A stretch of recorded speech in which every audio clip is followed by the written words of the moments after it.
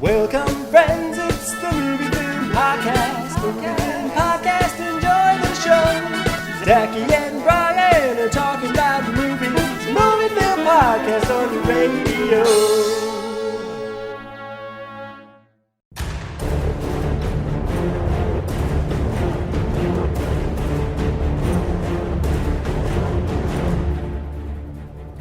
Welcome to a movie film commentary track. This is our first movie film commentary for 2022, Brian. Wow, that's sort of hard to believe. It's almost March. It's pretty crazy, but I'm glad we made it. I am Zachy Hassan. That is Brian Hall. And this is The Dark Knight Rises. Yeah, which is the longest Batman movie ever?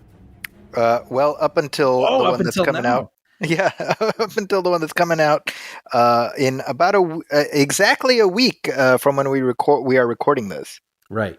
And which you have seen and I have not seen.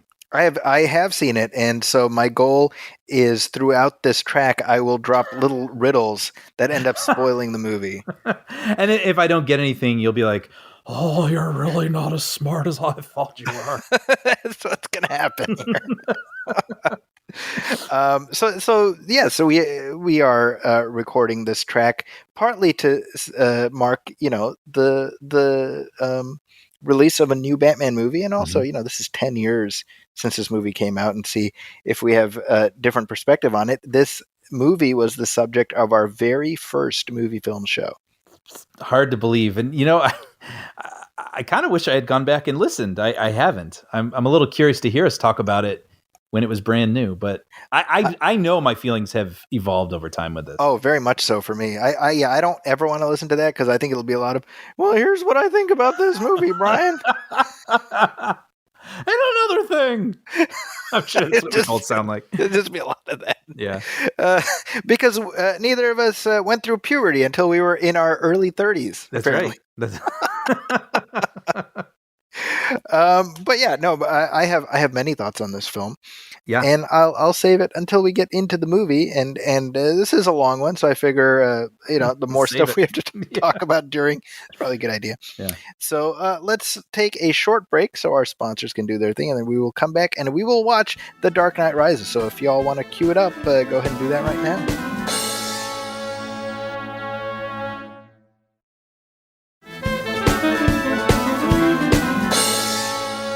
And we are back, and we're ready to go. Brian, I'm queued up.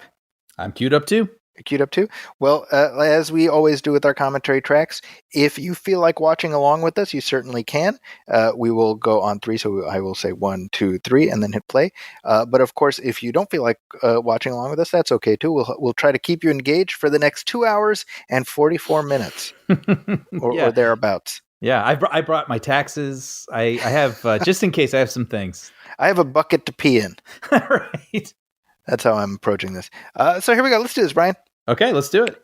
On 3. 1, 2, 3, play. All right, get the Warner Brothers logo. Do you hear the wings flapping? Yeah. Yeah. Wait, I guess it's worth noting off the bat, no James Newton Howard for this installment, right? And this out of 3, this is the only one that this is the only one, yeah. And I don't know why he didn't come back. I don't either. You read things online, and they're not direct interviews; they could be culled from other places. So I'm not sure how accurate they are. But I saw something referring to the fact that between those, Dark Knight and this, he made Interstellar with Hans Zimmer alone, right? And so James Newton Howard was kind of like, well, I don't want to be a third wheel. Well, Interstellar was after, but Inception. See, there you go. There's my internet. Inception was in between, so that's probably. Oh, maybe that's what it was. Inception. Yeah.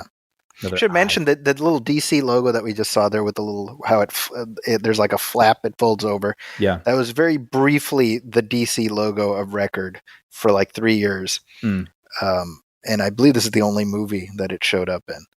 Oh, really? So a little stick pin in time that. Yeah.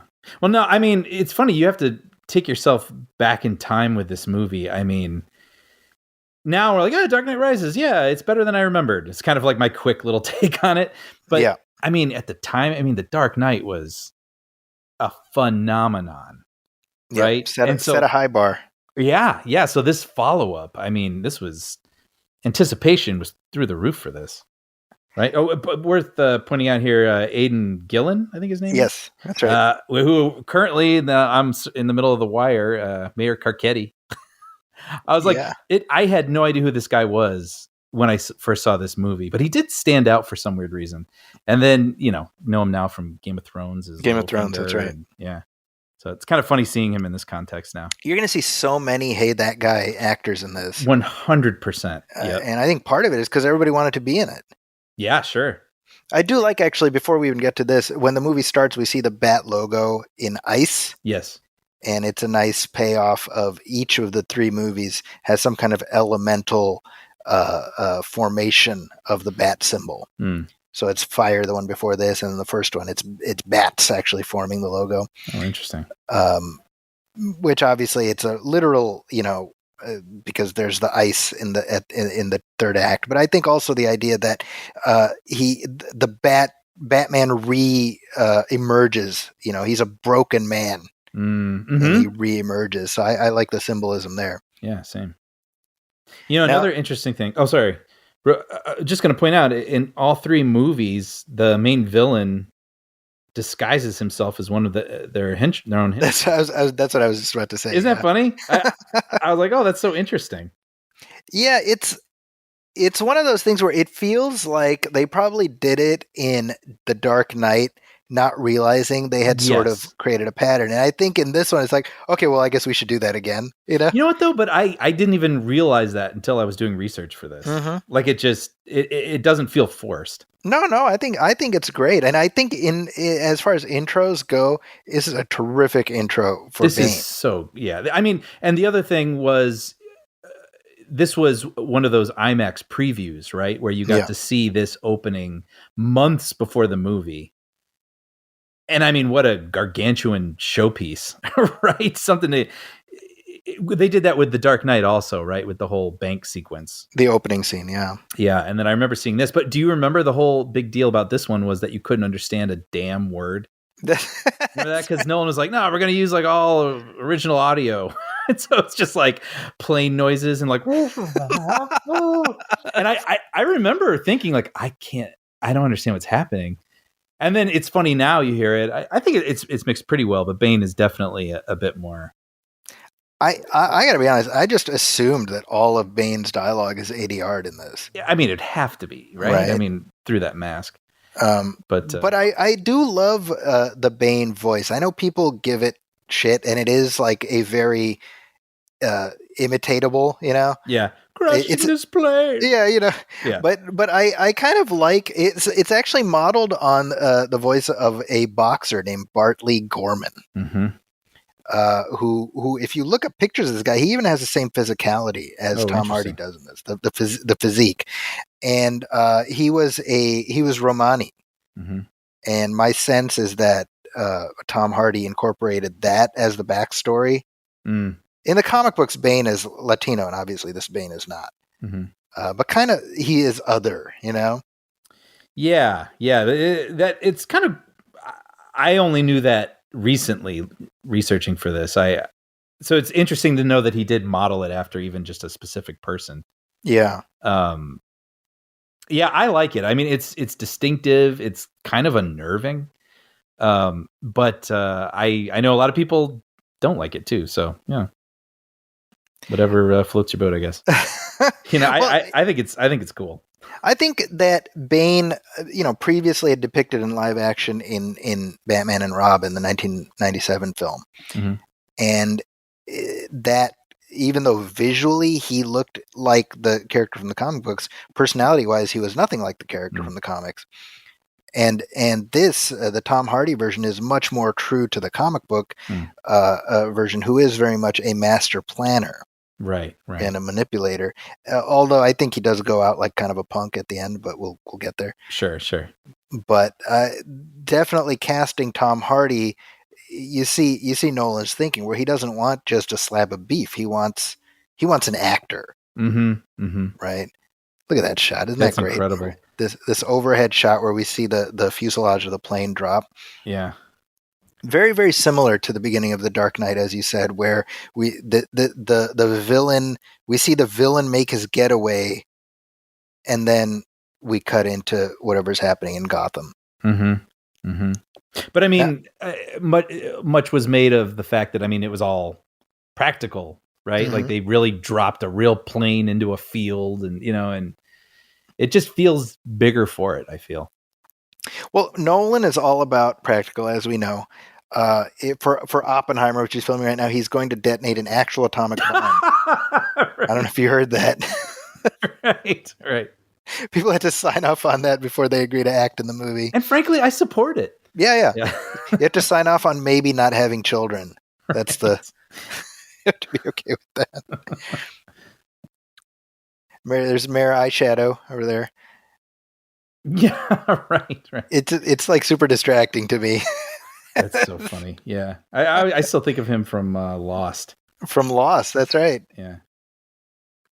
Yeah, he was on. By the way, there's Brett Cullen as the congressman, and he would go on to play Thomas Wayne in Joker. Oh wow. Brett Cullen. He's just one of those guys. He's another one of this guy right here. Mm-hmm, mm-hmm. If you remember, Alec Baldwin was supposed to play Thomas Wayne in Joker. Do you remember that? Rings a bell. Way like in the early goings, and then they were like, "Hey, he's like a Donald Trump type character," and Alec Baldwin's, "Nope, not again." Oh, interesting. That's fun. Yeah. See, so this right here. Yes. We come in, it is 8 years since the events of The Dark Knight. Right. And worth mentioning, by the way, it was 4 years between The Dark Knight and The Dark Knight Rises, which doesn't that feel like an eternity these days? Oh, yeah. Yeah. Right.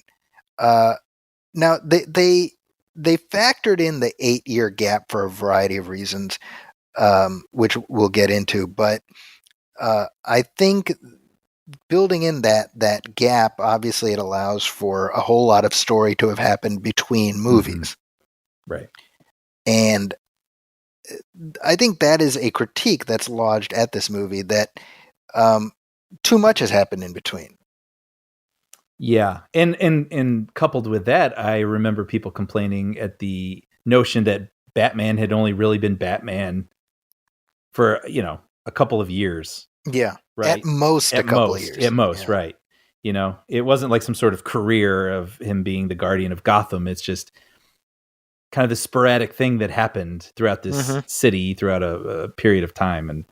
But I even at the time, I remember when I had whatever nitpicks I had, I remember thinking, yeah, but that's okay. Like that's Nolan's Batman. That's this version. That's this tale, that right there, the idea that, well, that's this has been probably the crux of my journey with this movie in particular. Sure. Is separating it from what Batman, quote unquote, should be versus what it can be based on who happens to be, who has the keys to the Batcave at any given moment, so to speak. Right. Now, we just saw earlier, about a minute or so ago, Jim Gordon has his speech. Yes.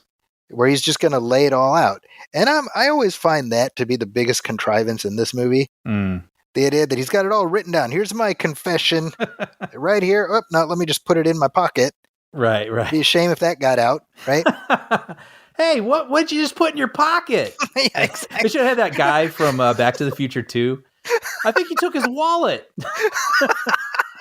Read the speech you wrote. Yeah, he put it in his pocket. Yeah, no, I'm with you on that. But I think as sort of the foundation this movie is built on, I do think that is effective, right? This idea that they bought themselves 8 years of peace, but it was built on a lie. And can any peace bought with a lie truly last? Right. And so the idea that it all falls apart, like everything that Bruce did he gave up the crusade, but it was based on a lie. Like that can't hold. I feel like Nolan is sort of grappling with that idea that there's no justice if it's built on a falsehood. Right. I find that interesting. Yeah. We got Anne Hathaway here. I mean, that was, that's the other thing too. It just, I take it as just what it is now, but I mean, it was the casting. I mean, even going back to The Dark Knight, with Heath Ledger, and it was such a dramatic reveal. The first image of Heath Ledger as the Joker. I mean, it was such a big, like, cat.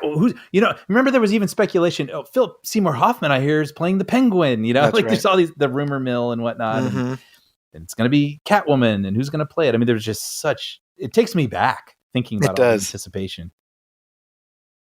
What do you think of Anne Hathaway?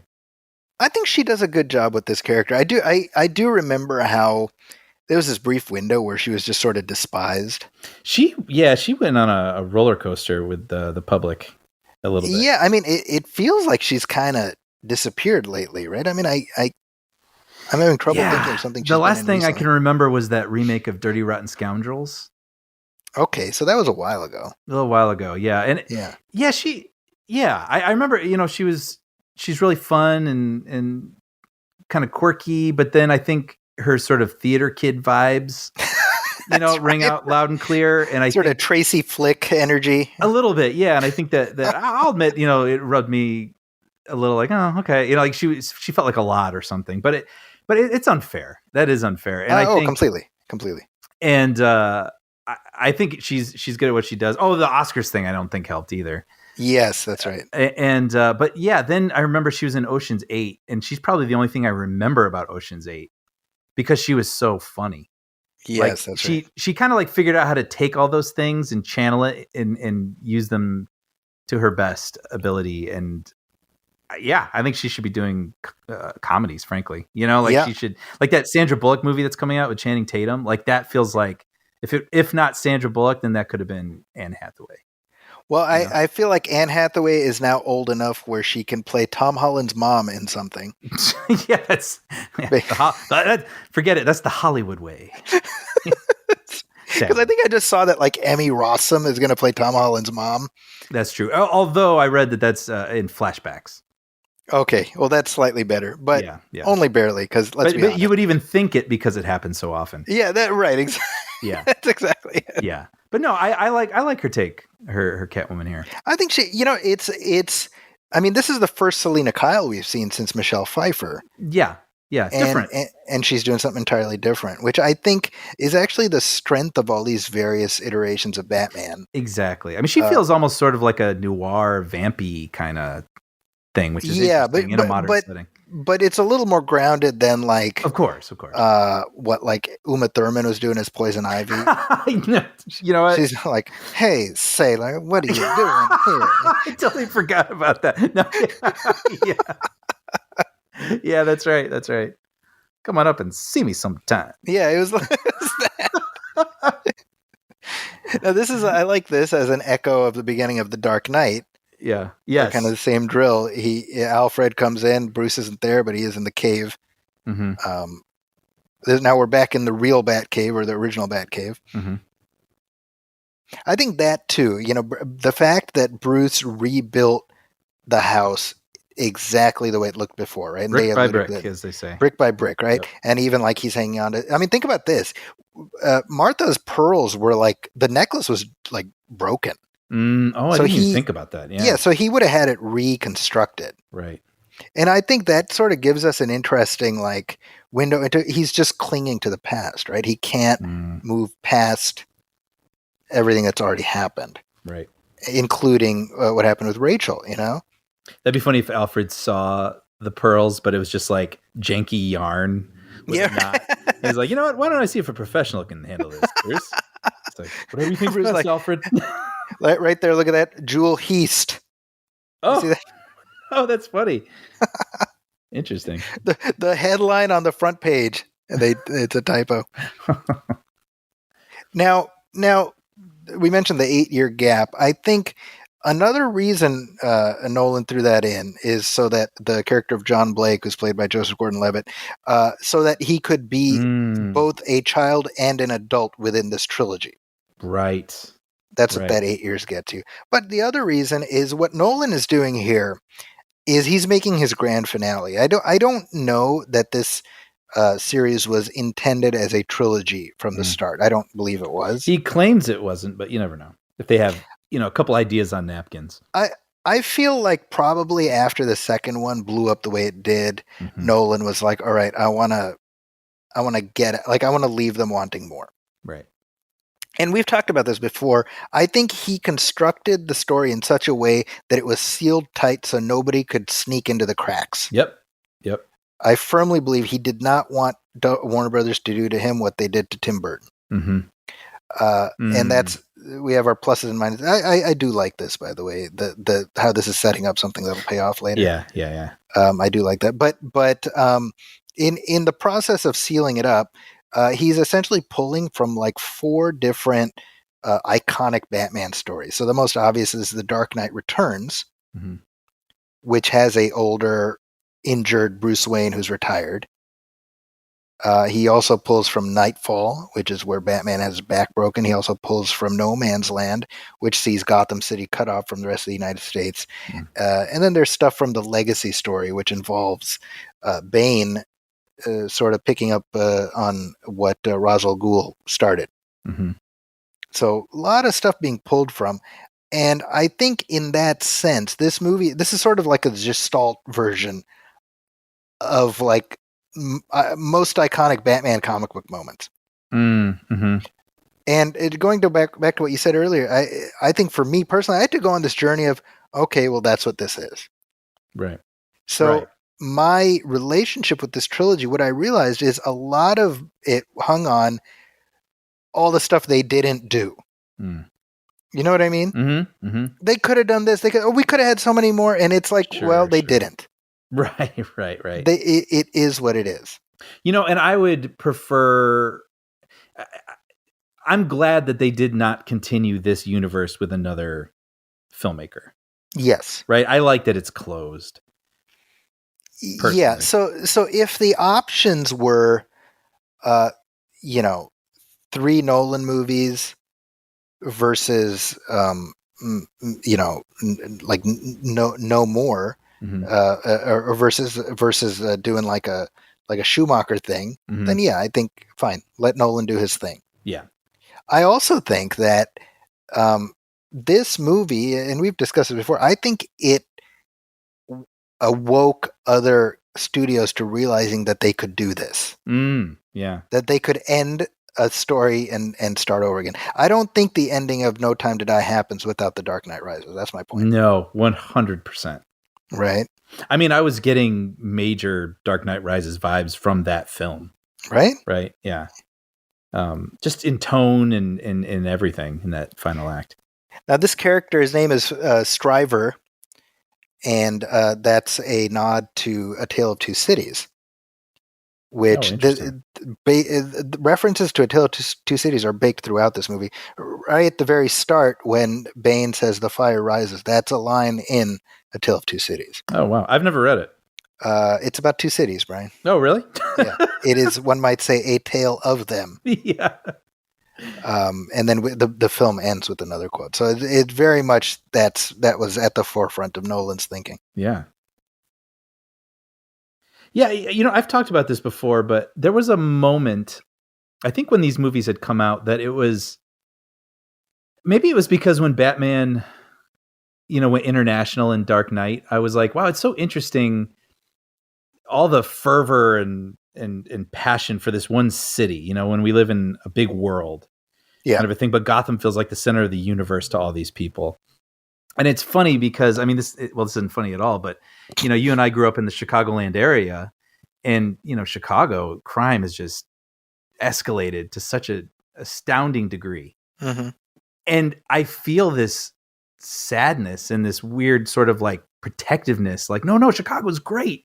Yeah. It should be great, like kind of a thing. And it really put it in perspective of like, oh, that's how he feels about Gotham, like, I mean, much more like what he's willing to do, but like, you know what I mean? Like it really helped me understand how we could feel like this city is the center of the universe to these people. Does that make any sense? It absolutely does. I Although that said, you know, the weird fixation the League of Shadows has on Gotham does make you say, like, Yeah. hey, guys. I mean, there's some other like shitty cities in America. I mean, Yeah. That might have played into a little it's bit like too. But like, I leave at least Gotham understand alone, you Batman's guys. passion. Right? Batman's you get. These other guys, Yeah. like Ra's al Ghul, both the decoy and the real one, are like, Gotham sucks. I wiped a Gotham off my ass this morning. Right. Like, all right. That's so funny. I do love the different ways in which Selena just slips into these, sort of the helpless female stereotype, knowing that she can lean on that, Yeah. I like all the sort of the action. I feel like with each movie, it sort of, the first Batman Begins was a little bit more chaotic and kind of shaky cam. And he got better by this one. I think so. I mean, Dark Knight's pretty good too, but like this, it feels pretty slick, or at least it feels confident. Is I think the word I'm looking for. I do think that Nolan taking a breather and doing a non-Batman movie between each of these entries, I think that added a different level of energy for each installment. Yeah. Because of course he did Prestige between 1 and 2. He did Inception between 2 and 3. Yeah. That said, I do feel like with this one, I think he was just ready to be done with it. Yeah, probably. I mean, I think he swings at a very high level, so this is a very well-made, very watchable film. But, and you've talked about this before, the sheer amount of stuff they cram in here is about at least 2 movies worth. Yeah, I mean, well, that makes me think of, Harry Potter and Hunger Games, how they've split their last chapters, if you will, I guess, in half, kind of like volume 1 and volume 2 of one story, which you could imagine they could have very easily done with this. Oh, absolutely. There's a point in this movie where things just start getting cut so quickly, and I don't mean choppy but just it just feels like in terms of story, it's like, okay, go, got it. Like you got to get that story point, got it, go. Like bump, and it feels to me like they made a 4.5 hour movie or a 5 hour movie. But we're like, no, this has to be one movie, and they got it down to the last frame. Real quick, I always find this really funny, where Blake is like, "Hey, are we going to go down there?" And Modine's like, "I don't know, maybe." And he's like, "Well, we should. The commissioner's down there." And Modine's like, "Somebody get this hothead out of here." I'm like, I don't know. Sounded pretty reasonable to me. I know. It's funny though, because that's the whole thing, right? They want to get this guy disillusioned with the way the right. police operate, so it's just kind of like, yeah, I really feel like we should go get him. Like, your mouth's writing checks your body can't cash, Blake. That's all it's missing. Yeah. That's hilarious. No, but what you're saying is absolutely right. There's more story. Like, weirdly, I think given more breathing room, the story would play better. Yeah, just a little bit of breathing. But I mean, what? We got the last Avengers film was 3 hours, 1 minute, something like that, right? And then you said, The Batman is about 3 hours.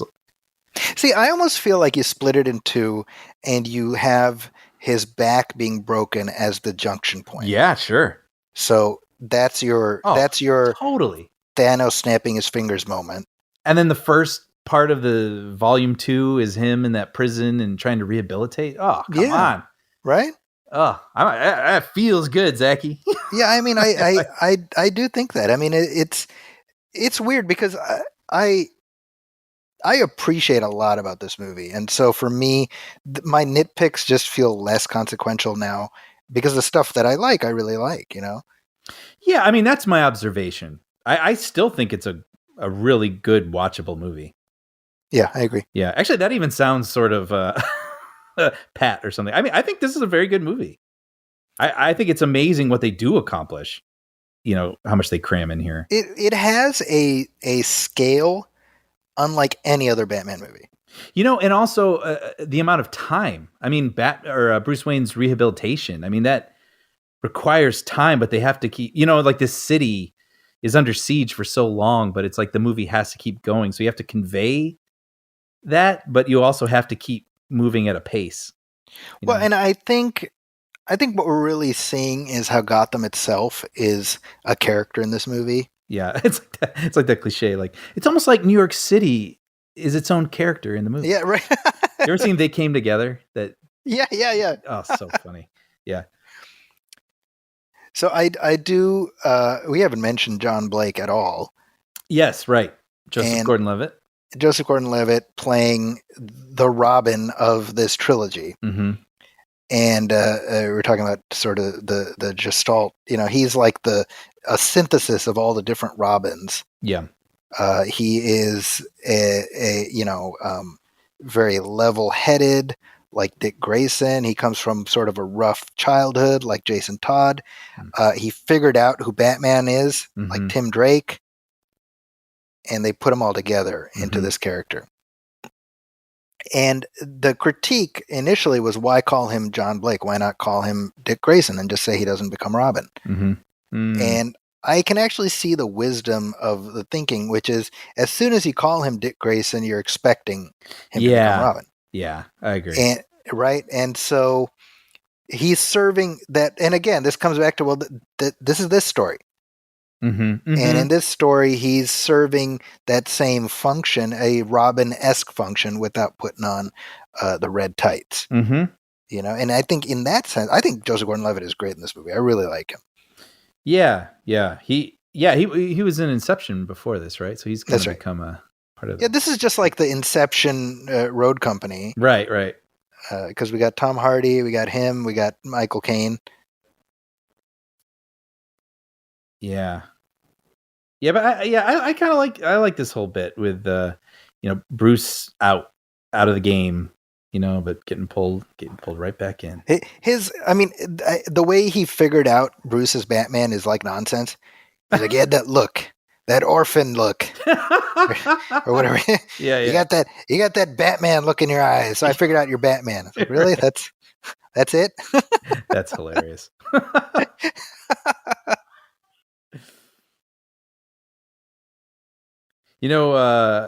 Was this the last movie that Wally Pfister worked on as a cinematographer with Nolan? Ooh, that's a good question. I liked them together, and then he went off to go direct films himself. But he directed that awful Johnny Depp movie, Transcendence.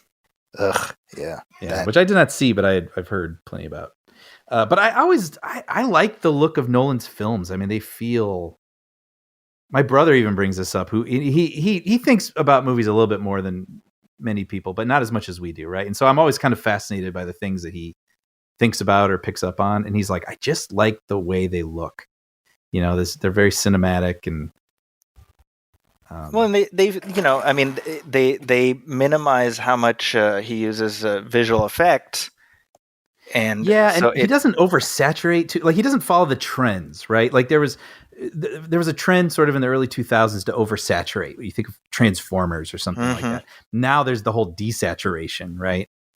And while some of this is, muted intentionally, I don't think it's desaturated, which I like.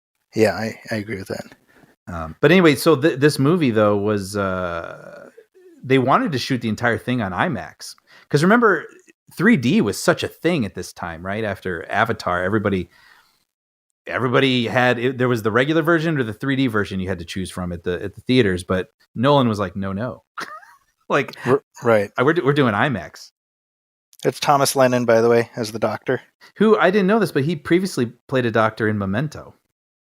So this is the Nolan universe Doctor is same Doctor, yeah, which I like.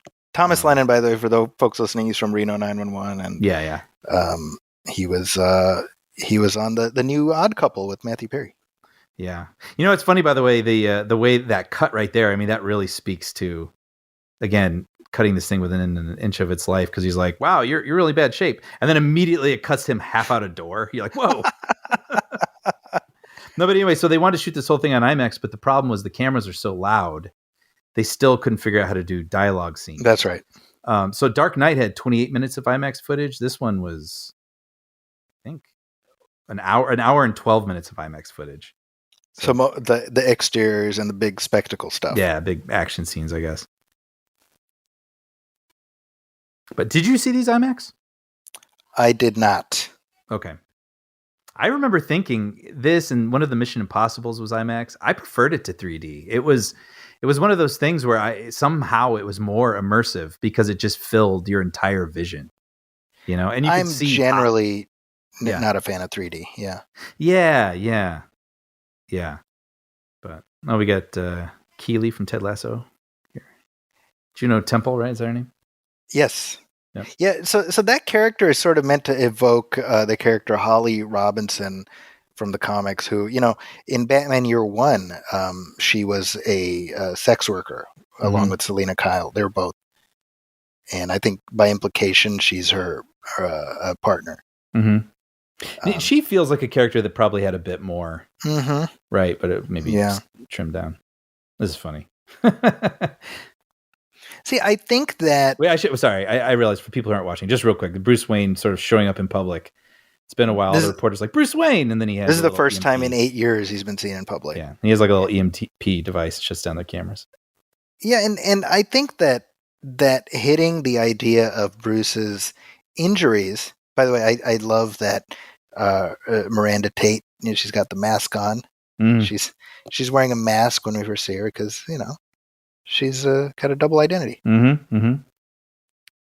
the way, she has a line of dialogue here where she's championing this green energy thing, and she talks about restoring balance, which is exactly what right there. You have to invest if you want to restore balance. So that's exactly what Ra's al Ghul talks about, right, in the first one. Right. So all these little seeds are being dropped if you're paying attention, But I think hitting the idea of how severely Bruce has been injured would have been more of a thing, right? Because it feels like, he's got this limp, and then he puts on his little magic leg brace, and hey, he's fine again. It is. Every now and then this movie, I mean, for as much as it strives for the groundedness, there'll be sort of something you have to go, well, it's a comic book kind of a thing, it's like, the magic brace, and even I think the problem, and this goes to what I was saying earlier, they contrived the 8-year gap after the fact. Like that, I don't think the intention was to go from The Dark Knight to 8 years of inactivity. And so they had to be like, oh yeah, he was so badly injured. And it's like, well, not based on what we saw. Right. Right. I mean, he fell down that little chasm there, but that's no worse than any of the other stuff he's done. Right. Yeah. No, that's a good point. This movie arrived in 2012, which was sort of at the height of the Occupy Wall Street movement. I was just going to bring that up, yeah. Yeah. I mean, that does feel like a bit of a time capsule, doesn't it? It really does, yeah. It's all this stuff about, you people up in your ivory towers, or we're down here. And, that and not to say that that's not a very, that doesn't remain a very valid critique, but it does feel like that epitomized that moment. It was in the air a little bit. Yeah, it was in the air, exactly. And then people just kind of moved on to other stuff. Though, but I think it works for this Gotham, right? The haves and have-nots, and with the takeover, and you can sort of, there's like a cultural war brewing here a little bit too. Like it adds a real worldness texture to it all, I feel. Well, and it certainly helps with the facade that Bane puts up of sort of being a champion of the people. Yep. That, like, when you've been trodden on for so long, you're more likely to look at somebody like Bane as being a savior. Yeah, I could hear her saying this whole speech to him. Worth mentioning, she is never referred to as Catwoman in this film. Yeah, that makes sense for this universe, particularly. In this, yeah. I mean, there is sort of like in many comic book movies where they avoid like calling them by their names, except in with air quotes around it. He's like a bat, man. Yeah, yeah. Yeah, exactly. Or for that matter, in these movies, they mostly say the Batman Mm-hmm, mm-hmm. because that sounds more realistic than saying Batman, Yeah, yeah. which, like, okay, I guess. Yeah. This is a funny bit. Her taking the car.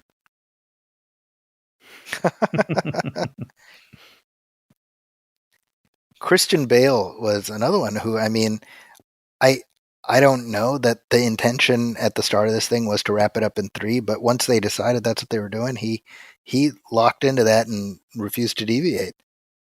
Yeah. They came back to him later, with just gobs of money, Mm. and he's like, "Nope, Yeah. I'm done." You got to Yeah. respect that. Yeah. Oh, so I was just looking through some of the notes I had. There was a funny story with Anne Hathaway as Catwoman where she auditioned, really, really wanted it. Have you heard this? And her agent called and asked. She didn't show up for her audition wearing a Catwoman costume. No. Like Sean Young, your reference. People want to look that up. But yeah, so Anne Hathaway auditioned, and then her agent called and asked if she was sitting down, and I guess Hathaway was running around screaming like, I'm Catwoman. And she's like, no, they want you to host the Oscars. Which I don't know how she felt about it at the time, but if she had known, I don't think she would have been as excited as she may have been. That Oscar show was sort of legendary, wasn't it? Yeah, her and James Franco. It was awkward, but I think it was punctuated by just how, like, what was the thought? What was the what was the tone we were trying to set? It just felt very out of the box, but not completely fully thought out, right? And so then they bore the brunt of that.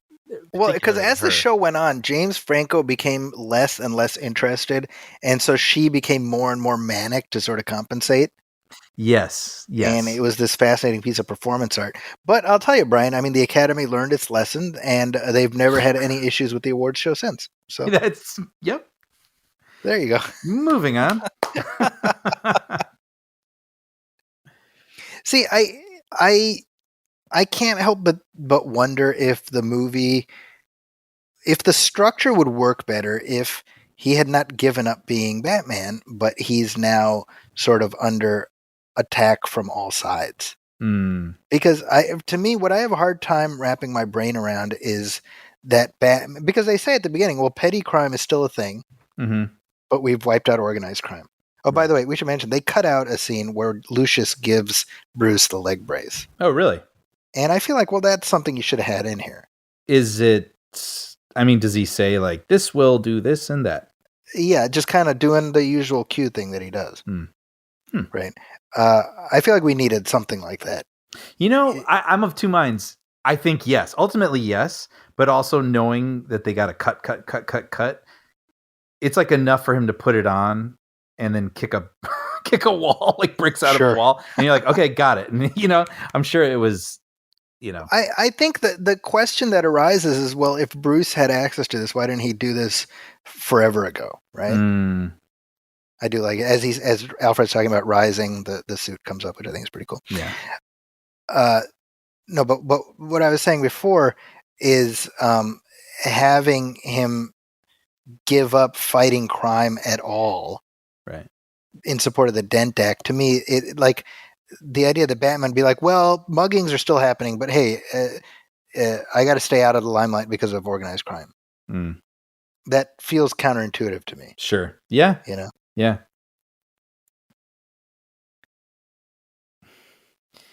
Michael Caine's good at this. Like the sort of, I don't know. He's a good Alfred, exposition, but I mean, just sort of these little monologues he has to give to Bruce. They're just, it makes them inherently interesting to listen to. It's very similar to the stuff in the earlier film, about the person that burned down the whole, the jungle or whatever it was. Yeah, to find the thief or whatever. Yeah. Yeah. That thing he talks about, like how when you left Gotham, I hoped you'd wouldn't come back. I really like. You can see how somebody like Alfred, that's what he would be thinking. Mm-hmm. You know, and it puts in perspective that. For all of it, like, well, it's Batman. I mean, it's what he does. But yeah, I mean, it's unhealthy. Yeah, right. Yeah. I love like what absolute cartoon characters these Wall Street people are. Mm-hmm. It's like, I flipped a coin to make a decision. Bah, shine my shoes. Bah, I said right. Bah. Like, and I love how Bane and all of his people, they're all these like blue collar workers. Yeah. I mean, obviously they're trying to do some shorthand here, but it is kind of funny. So this all was shot in Pittsburgh, I believe. Yeah. It's interesting because unlike the previous, certainly Dark Knight, which was like a vast majority shot in Chicago, he actually shot a bunch of places. Mm-hmm. So like the Bat Pod chase later, that was in L.A. Right. I think it begins in New York and ends in L.A. There you go. Yeah. And I think that sort of gives Gotham this feel like it could be any town USA. I love that. Any big city, yeah. Yeah, and I read something where the producer, Emma Thomas, she was saying they also felt they had literally shot every inch of Chicago. And so they wanted to build the scope out of the city and show new right there, areas. you see the little brand on Bane's head? I don't know if you can see that. No. It's the League of Shadows brand. Oh. Right? It's kind of... The stock exchange. There's no money you can steal here. And why are you here? Yeah. Hilarious. Tom Hardy, man, I just love his physicality. The way he has this very specific fighting style. Yes. Yeah. He is so good in this. I really like. It's like calculated brutishness. Yeah. Yeah. Anyway, sorry, I kind of interrupted you. No, I mean this really does feel like a two-hander between Bruce Wayne and John Blake. Because Blake owns like half the story. Mm-hmm. And that only makes sense in hindsight when you say, "Oh, we're watching his origin story." Right. Yeah. Once you upon revisit, yeah. Because otherwise, you're like, "Why are we spending so much time on this character?" Mm-hmm. It's funny with Tom Hardy when you talk about his fighting style. I mean, he comes off really imposing in this movie, but he's only 5'9", right? And that's so crazy. I guess they put him in lifts, but you also just look at the way. Even here, you shoot him low, shoot him up. Yeah, and it's. I think it works. I mean, he looks brutal. It is. I mean, you wonder what Nolan saw that made him say, "Yeah, this guy, he's going to be Bane." Because that wasn't really something he was known for. I don't think was playing like, those kinds of tough guys, right? Didn't he play one of his? Oh no, he did. You're right. Yeah.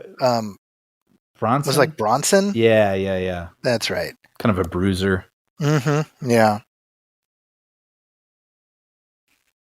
This, by the way, whenever I'm flipping through cable, this is always the scene it's at when I. Isn't that funny? Yeah, I was thinking that same thing. Yeah. Yeah. It's awesome. This is a great scene. Yeah. Somehow I always land here or just shortly after this. Yeah. With the Bat Pod chase. Yeah. But yeah, this is great. The that's funny, the whole Bat Pod thing, right? Like that. I feel like we saw that there was like a teaser poster or something for Dark Knight, and you're like, huh, okay, like Bat motorcycle almost feels like a toy. And then when you see it, I remember the thing got cheers when it does that weird sideways turn and the wheels sort of like I've seen these were some of the last movies that I went and saw probably more than twice in a theater. And I remember every single time they got cheers. This is another sort of visual thing that Nolan likes. He likes this sort of parking garage thing where he has the bottom and the low ceilings. Feels almost like Kubrick-y, right? Just kind of coming at you. Yeah, well, it kind of like in Dark Knight when the Bat Pod is in like the shopping mall. Mm-hmm. Exactly. It's very similar. Yep. Very similar. I love it. It looks great. It's very dynamic. So this here, where you have the veteran cop and the rookie, responding to Batman returning. I mean, this is right out of The Dark Knight Returns. Oh, really? This is like exactly, almost verbatim. Oh, wow. That like, oh, you're about to see a show. You know, that Son, whole you're thing. in for a show tonight. Yeah. This is all great. I think this stuff's cut fantastic. This is really. Yeah, no, it really works. Yeah. And I think, no doubt that having, like, he has this great entrance, Batman, 45 minutes into this movie. Yeah, yeah. Which is crazy to think about, right? But again, I do wonder if the story would have been better served by having Batman, having him been there. But he's even more of like an urban legend. Mm-hmm. Mm-hmm. And he's just sort of worn down. You know, he's emotionally, physically worn down. Yeah, he's got bad guys on this side. He's got cops on that side, and it's much harder for him to do his job. Yeah, and the idea of having put up with that for however long, it's funny. Actually, I was just watching this yesterday, and my daughter's like, "Oh, is she Catwoman?" Oh, really? I was like, "How do you know?" And she goes, "Oh, because she's got the little cat ears." Even though that's just, you know. Wow. Yeah. So she figured it out. Yeah, that's great. But you know, what we end up with is 2 triumphant return of Batman scenes in the same movie. Huh. Yeah. Which it feels unbalanced a little bit, you know? Yeah. This looks like LA here. This is all around you guys. Yeah. Yeah, I read that he wanted to use specifically the way the highways sort of like flip and flop around, and he wanted to incorporate that. Yeah. Yeah. Yeah, the whole this is so great. The cops going past him. Mm-hmm. Like, huh. I think there's like a shot, right? Isn't there, of his face like, huh, how about that? Like through his helmet. And then also Levitt's disdain. What about the armed robbers? Right. Yeah. I mean, you see throughout his gradual That's disillusionment. Yeah. Yeah. He's all Johnny Utah. Yeah. Right. Yeah. He literally does throw his badge away, right? Mm-hmm. Yeah. But he doesn't do like a hang loose. That's right.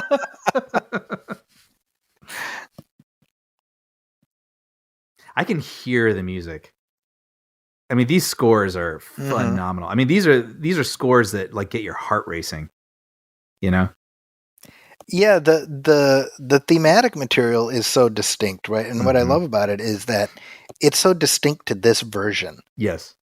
Like, you couldn't put this Batman theme with another take and have it land in the same way. And that's just it, right? I love Danny Elfman's score, but it'd be ridiculous in this movie. Yeah. You know what I mean? But yeah, it works perfectly for those films. I mean, to that point, you know, when you think about it, like, Elfman brought back his theme music for Justice League, and it felt slightly off, right? Like, I was happy to hear it again, but there's a little part of you like, well, but that goes with that one. Yeah, sure. You know? Yeah. Dude, this whole sequence, man, it's so good. See, if it was just a question of getting his leg brace to get back in the game, then what took him so long? Sure. Yeah, you know, almost like Lucius, like, you had this the whole time? Right. You know, I mean, like I don't feel like we get enough sense of, oh my God, this thing has happened. Now Batman is needed again. Sure. I don't think the movie gives us that to justify then he had to make the sacrifice by retiring Batman. The greater good, like we you know, in order to serve the greater good, I have to give this up. Okay. Right. Well, what brought you back then? Maybe like Lucius's death or something. So something, yeah. I mean, not that I want that. I just spitballing what I can imagine some other movies doing. And something, yeah. I like that. That to me is the issue, because it feels like he's just like, you know, I've been holed up for too long. Like, we get a little bit where Blake is like, you know, you should like get out and see what's going on in the world. Right. It's like, okay. Hey, he might be right. Dude, that thing is amazing. Remember that? I saw behind the scenes pictures of that when this came out, and it's just this enormous vehicle on cables. Yeah, They yeah. really It was on a like, mount. yeah, like swung over these people's heads. I mean, it was, and you feel it. It's so tactile and palpable. It's just awesome. And then blowing the hats off everybody. Oh, that whole sequence, man. That's I think it's one of the best sequences in the whole trilogy. You know what's funny is yesterday after I watched the new film, I was talking to my brother and he was like, "Hey, so what did you think?" I was like, I was talking about the world that Matt Reeves created. I was like, there's just something so tactile about it. And he's like, "You use that word a lot." Really? And I was like, "Shut up." Shut up. I have the sound off with the captions and I can still hear her heel. Yeah, right. That wall. I'm like, ugh. Ben Mendelsohn is like a really great weasel in this, isn't he? Oh, he's the best. My brother and I joke that we love Ben Mendelsohn like freaking out. What? Or like, where there's Darth Vader being flustered. Flustered Ben Mendelsohn is our favorite, is what I'm trying to say. Like, whether it's Darth Vader or, Bane or whoever.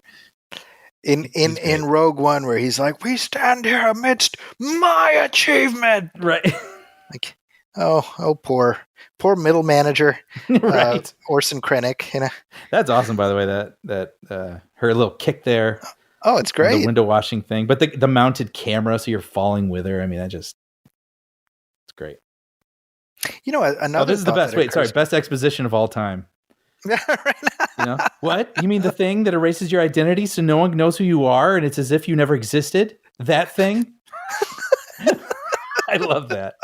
I know it's played that he's trying to be facetious, but it still comes across really funny to me. I had to point that out. No, I think that's well stated. Okay, sorry, go ahead. No, I was just thinking, I was talking about all the different stories that this pulls from. Another thing it pulls from is Kingdom Come, which also is like, Batman having been so injured to the point that, he has like an exoskeleton that he has to wear in order just to be able to do anything. So I feel like the leg brace is sort of a reflection of that, Yeah. Yeah. Good physicality here too, by the way. She looks cool. You know what I mean? She looks... that suit is great. Like I like this whole thing with the way her kicking all these guys. Looks good. Her suit feels like an update of like what Julie Newmar wore. Totally. But like slightly more quote unquote realistic. Yeah. Like obviously there's sort of like a sexy factor to it, but it also feels somewhat practical. Yeah. Where it's not like gappy and it's more like... I mean, it's funny because the mask, they put these little like technological little gewgaws all over it to make it be like, no, it's her like spy stealing thing. Like, no, it's just a mask, dude. Like, like it's funny because I said this at the time this came out, where when it ended, I was like, okay, we've done this version now. And what I meant by that was it felt like it's trying so hard to be like quote unquote grounded and quote unquote realistic that there's no more you can go with it. Yeah, sure. And I still feel that way. And I'm glad they stuck to it because that's what this is. And then we can move on, and then we can have a Catwoman that drinks milk again. You know what I mean? Yeah, that's right. Does she in the new one? I feel like she does. I feel like I'm getting that from the trailer or something. Yeah. It's interesting too because you, without getting too much into the new film, I mean, you definitely see, let's say the long shadow cast by these movies. Interesting. Where to even if you switch things up stylistically, there's still a heavy debt to the way Nolan envisioned this universe. And that's all I'll say about that. Okay. I don't think that's spoiling anything, right? Yeah. But I Batman on film has been handed to these very distinctive directors, which I've like. There are no journeyman directors who've done these Batman movies. Sure. I mean, everyone puts their stamp, whether Burton or Schumacher, Snyder. and is the same with like Matt Reeves. You're like, man, he made a Matt Reeves movie. And I find it like Batman is one of the few characters like that. Right. Yeah, sure. Possibly the only comic book character like that. Yeah. Where you hand it to a director and they do their thing. Mm-hmm. And then they hand it off to the other person. They do something entirely different. Yeah. Yeah. And he's a superhero that people who can do that, who have that, leeway, choose to make a Batman movie. That's right. Right? Yeah, I think that he is perhaps the only character, with possibly the exception of like Superman or Spider-Man, where you could just drop into the middle of his story, sure, without needing to see the origin, and people would get it. Yeah.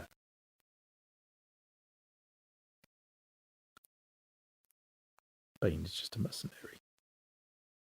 It is, what you realize is happening is we are seeing, from this point, the gradual dissolution of the Wayne Empire.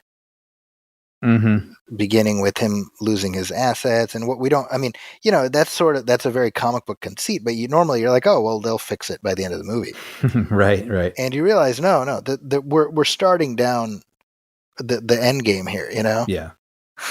Like this is the end of Batman, which I think that's one of those adjustments that certainly I had to make that adjustment. Yeah, I remember that from our original review, because I remember I was kind of okay with it. Like, I kind of liked having an ending to it. Yeah. But I completely understand that feeling, because it's like, well, that's just the nature of Batman in comics and whatnot. Like, he continues, he endures. Yeah, and going back to what we were talking about earlier, we were talking about No Time to Die. I mean, would Tony Stark have died if not for The Dark Knight Rises? Again, I would say no. Yeah, I think you're right. Yeah. I mean, it's like this trilogy, man, I mean, the reach that it has had, I don't think people realize it. No. I mean, the influence. I mean, after The Dark Knight, like every superhero movie was trying to be like The Dark Knight. Yeah.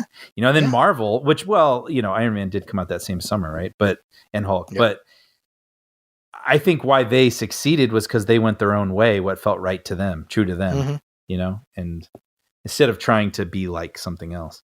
That's right. Well, and I've said before that I think when you look at the MCU, look at Batman Begins, look at The Dark Knight, and you'll see them attempting to emulate the formula of both of those movies in a variety of ways.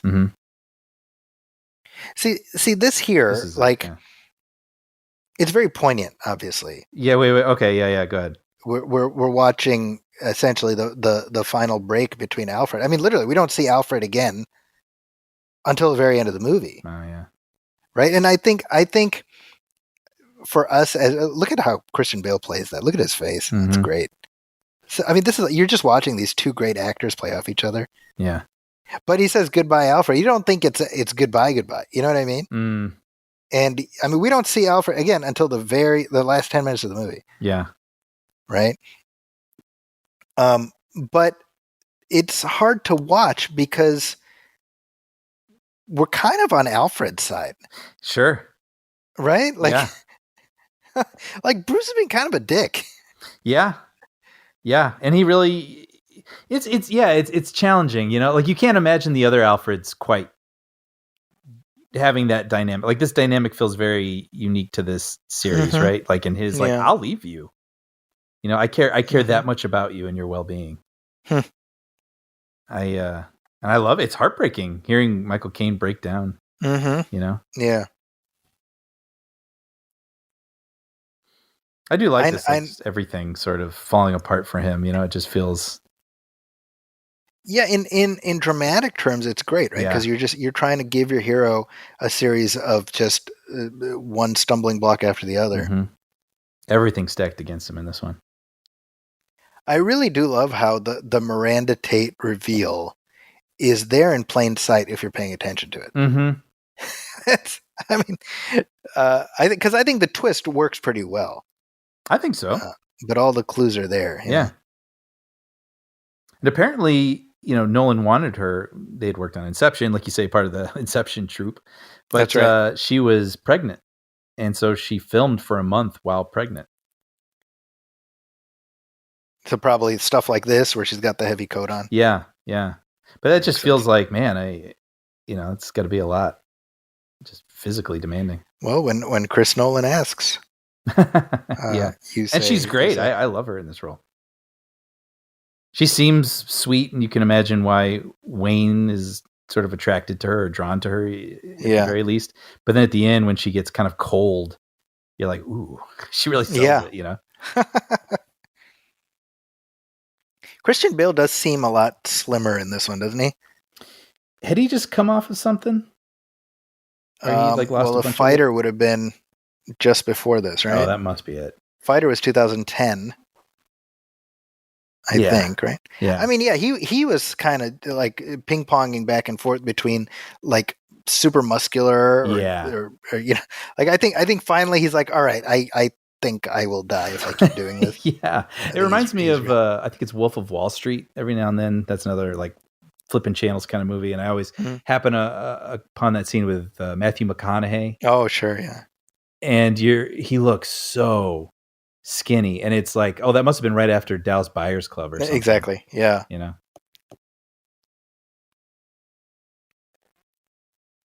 That's a pretty cool set, by the way, that whole little office with the I was thinking that as we were watching that happen. I was like, the floor that goes down to the basement. Clean energy device. Now that right there's well, I guess hopefully they show him again, but Patrick Leahy, the senator / Batman superfan. Oh, there he is, right there on the right. That's Patrick Leahy. Now he was in Dark Knight. He was the one where Joker's like, "You remind me of my father." That's right. Right. And the person sitting next to Patrick Leahy, that's John Nolan, who is Christopher and Jonah's uncle. Oh, funny. He's the one in Batman Begins who says, "Oh, the apple's fallen very far from the tree." Oh, really? Yeah. Oh, that's fun.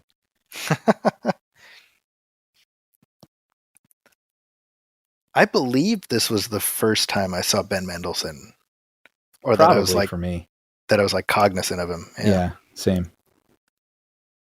See, all the Bruce Wayne, John Blake scenes, I like them because they're just the little pieces we get of essentially Batman training his successor. Mm-hmm, mm-hmm. It's the closest he has to a chum. Yeah, exactly. Yeah. I mean, it's a take. I mean, they're not really that buddy, but they do have some sort of connection.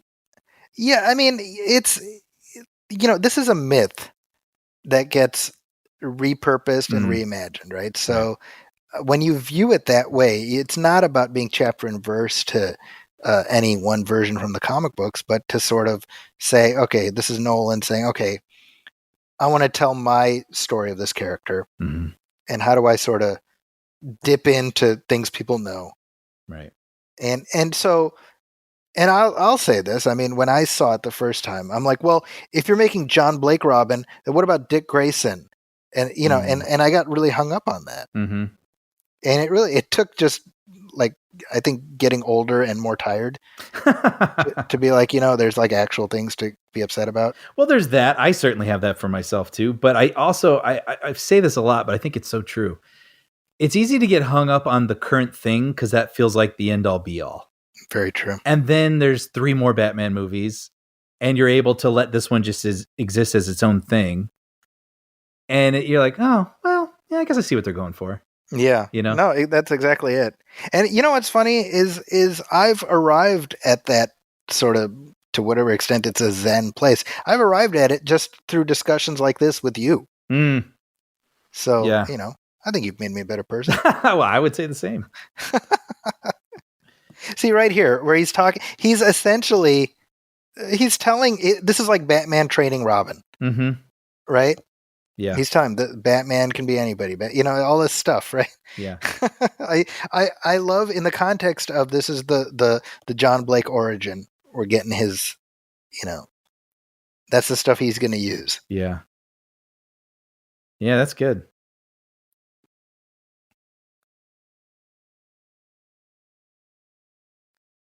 See, doesn't that feel like there was probably a little bit more to that scene? I was just thinking that. I was like, him I- and Juno Temple as well. yeah, I feel like maybe with the distance of a couple extra years, this would have been a 2-part movie. Yeah. Warner Brothers would have told Nolan, look, make it as long as you want. We'll split it in 2. Mm-hmm. And one imagines he would have been fine with that. Yeah. That's hard. I'm of two minds. Well, I'm of two minds of 2-part movies. I think, with Dune being nominated for Best Picture, which I love Dune, but I've seen some people be like, well, it's probably not going to win. And I liked it, but it didn't feel like a complete story. Mm-hmm. Like it won't feel complete until 2. And I don't know. Yeah, I don't know. Maybe it doesn't matter. I was going to say, like, there is something nice about walking in and walking out with a story, But I think if the story suits that. Right? Yeah. So, I mean, we've got the one and done version of Dune. You've seen it. Yeah. Did you feel satisfied? That's a hard one to answer for a lot of reasons. But like, yes and no. I mean, I appreciate how much more world building and texturing and shading you can do. Yeah. Given the time, for sure. I'm just Roger Ebert, right? He said a great movie can never be too long. A bad movie can never be too short. See, now I agree with that. And so that's why I'm almost like, well, make this one. I mean, I know some people disagree. I love Titanic. I bring this up every now and then. I think Titanic's great, and I never feel the 3 hours and 15 minutes. I just don't. Right. And I think this movie, if any movie, certainly the sequel to The Dark Knight, if it wanted to be 3 hours and 15 minutes, it could have been. See, yeah, this is kind of my point. Like I think this version of this movie, it feels its length. It does, doesn't it? Because the pacing is off at times. Yeah. And weirdly, I feel like if it had more room to tell its story, it would not feel that way. Mm-hmm. And look, I can speak to this a little bit because I just watched a Batman movie that's 10 minutes longer than this. Right. And it feels 10 minutes shorter than this. Right. Really? Yeah. That's good to know, by the way.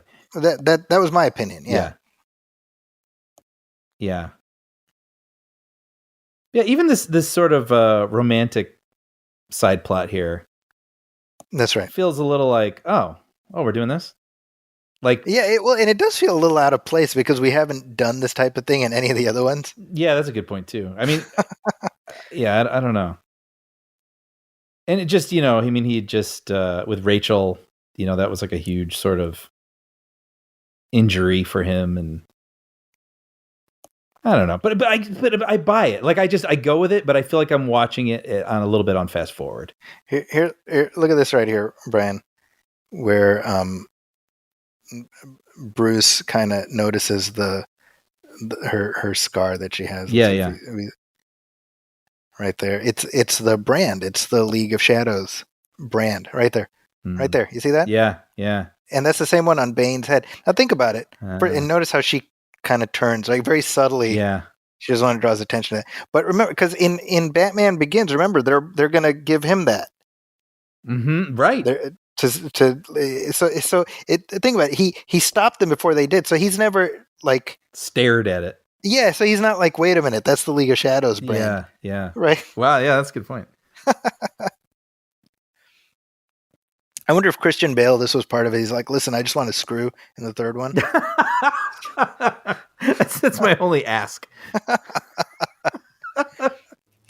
That's hilarious. I read a thing about how Patrick Stewart, when he, for the later seasons of Star Trek: The Next Generation, he told the writers, he's like, look, I just want Picard to have more fighting and more effing. Oh, really? Yeah. That's funny.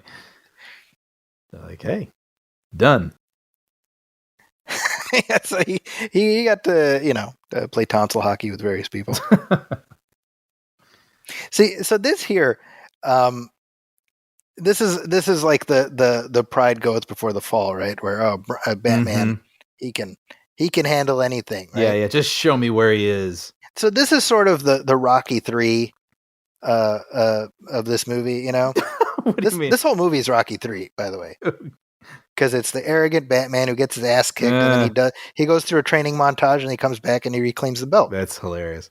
I mean, Michael Caine is Mickey, right? He'll knock you into tomorrow, Bruce. Right. You're so right. Yeah. Yeah. And what's funny, Brian, is Bane looks like Mr. T. I didn't even think about that. That's hilarious. I like this, by the way. They're little buddy, like, let's go kick some ass, go through the halls. Like they just, they already have like a natural sort of, and easiness with one another. Oh, Selena. This, I remember actually not even just the first time, but every time I see this scene, it's hard to watch. Oh, it really is. I mean, he's so totally outmatched. Mm-hmm. And yeah, I mean, I think this does evoke the comic book story really. Have you ever read Nightfall? I don't know if I have. That's the story with Bane, where essentially what Bane does is he wears Batman down. Mm. He basically he frees everybody from Arkham. So just for however long, Batman is just getting run ragged every which way. Mm-hmm. And then Bane figures out who Batman is, and he shows up at Wayne Manor, and he just beats the shit out of him, and he breaks his back just like here. Hmm. And so this scene, it's a really cool like adaptation of that. I mean, it's different, obviously, but that same idea of Batman being completely outmatched. Mm-hmm. It's because he didn't listen to Mickey. That's right. He was training with all those photographers around instead of back at the old gym. Yeah, that's hilarious. But yeah, that when he's a little worse for wear and he throws those distraction devices and it's just absolutely to no avail. There's just something so like pathetic and yeah, exactly. Well, and at one point where he just screams Batman. Yeah, right there. Yeah. Right. He's got to psych himself up. It's just, I mean. Well, he's Bane says, right? Oh, theatrical and deception, powerful tools for the uninitiated. Yep. We are initiated. Yes, it's great. So good. Yeah. See this idea where he says, "I'm carrying on the legacy of Ra's al Ghul." I mean, that's essentially the legacy storyline in the comic books that led into. I love this. He's like, you're excommunicated by a gang of psychopaths. Like even those guys didn't want you. But the legacy story, it led into the No Man's Land story. Oh, okay. There was a period there in the like I have all the Batman comics from like 82 to 2002 or thereabouts. Wow. So in the 90s, they basically went from one massive storyline to the next. So you had like Legacy, which is about this virus, and that led into Cataclysm, which is this earthquake. And then that led into No Man's Land, where the U.S. government's like, all right, Gotham is too much of a hassle, so y'all fend for yourself. We're done. Sort yourselves out. Yeah. Which, again, it's like, why on earth would anyone ever want to live in Gotham? I know. What keeps people there? I don't know. Like Metropolis, you get it. Yeah. There's some ups and downs, Yeah. Here, it's just no. You will either have a what seems like a life just ensconced in total darkness, right, or some psychopath is going to kill you in some way. Yeah, it's like the worst elements of every city in the world. Yeah, exactly. Yeah.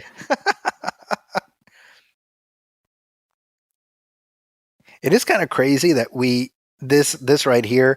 The way the tumblers are here, like that's the only way the tumbler exists in this movie is as a tool for the villains. Yeah, that's a good point. Because we see the Bat Pod and we got the Bat, but the Batmobile has been misappropriated. Yeah, and then it's probably no coincidence that he doesn't. They're different, right? They're sort of this deserty camouflage look. Yeah, just so you visually separate it a little bit. That's true. Yeah. Hadn't got around to painting them yet. Oh, man. Right there. This is like a panel right out of the comic book right there when he breaks his back. Yeah, how do you feel about that, Selena? Yeah, not so good, nice work. Way to ruin everything. That, when you think about it, in the first film we see, remember they use like a a jackhammer to break those helmets. Remember? Oh yes, right. Right, and those are the defective ones. Right. And that shows how strong Bane is. He just did it by hand. Now, okay, so I haven't read a lot of Bane. I know him just through tangential, sort of some of the animated series or this or that or whatever. But like, what is his deal? What is that mask? What happened to him? Why does he have to wear it? So, well, in the movie, this is an invention of the movie where he's wearing this thing that's giving him constant like anesthetic to cover up the pain from whatever disfigurement he has. You mean in Batman and Robin? No, I mean here. Oh, in this, okay. In this, like the specific thing he's wearing here. Right. In Batman and Robin, it's like a luchador mask. Right. Which is what he wears in the comics, right? But in the comics, it's so that's what Batman and Robin got right. Actually, it's the venom, it's the drug. Right. So he has like a device with these wires going into his veins, and so he presses this button and it like injects like nos into him, basically. Yeah. It gives him like Popeye strength. You're right. Nolan decided not to do that with this. Yeah, makes sense. Obviously, yeah. But he still wanted to preserve the mystique with the mask. But in the comics, you don't see Bane's eyes, and I think obviously seeing Hardy's eyes makes a big difference. Yeah, agreed. It is, it sort of reminds me of, Nolan started down this path with the Dark Knight, where it's like, how much of the fanciful stuff can you strip away and still have it be Batman? Mm-hmm. Right? Because Begins is still kind of like 1 foot in a comic book world. Yeah, Gotham itself, right? I mean, it feels sort of like Blade Runner Los Angeles, but like 30 years earlier or something, That's right. Yeah. See, now if we were talking about that 2-part movie, to me, this is where movie 2 starts.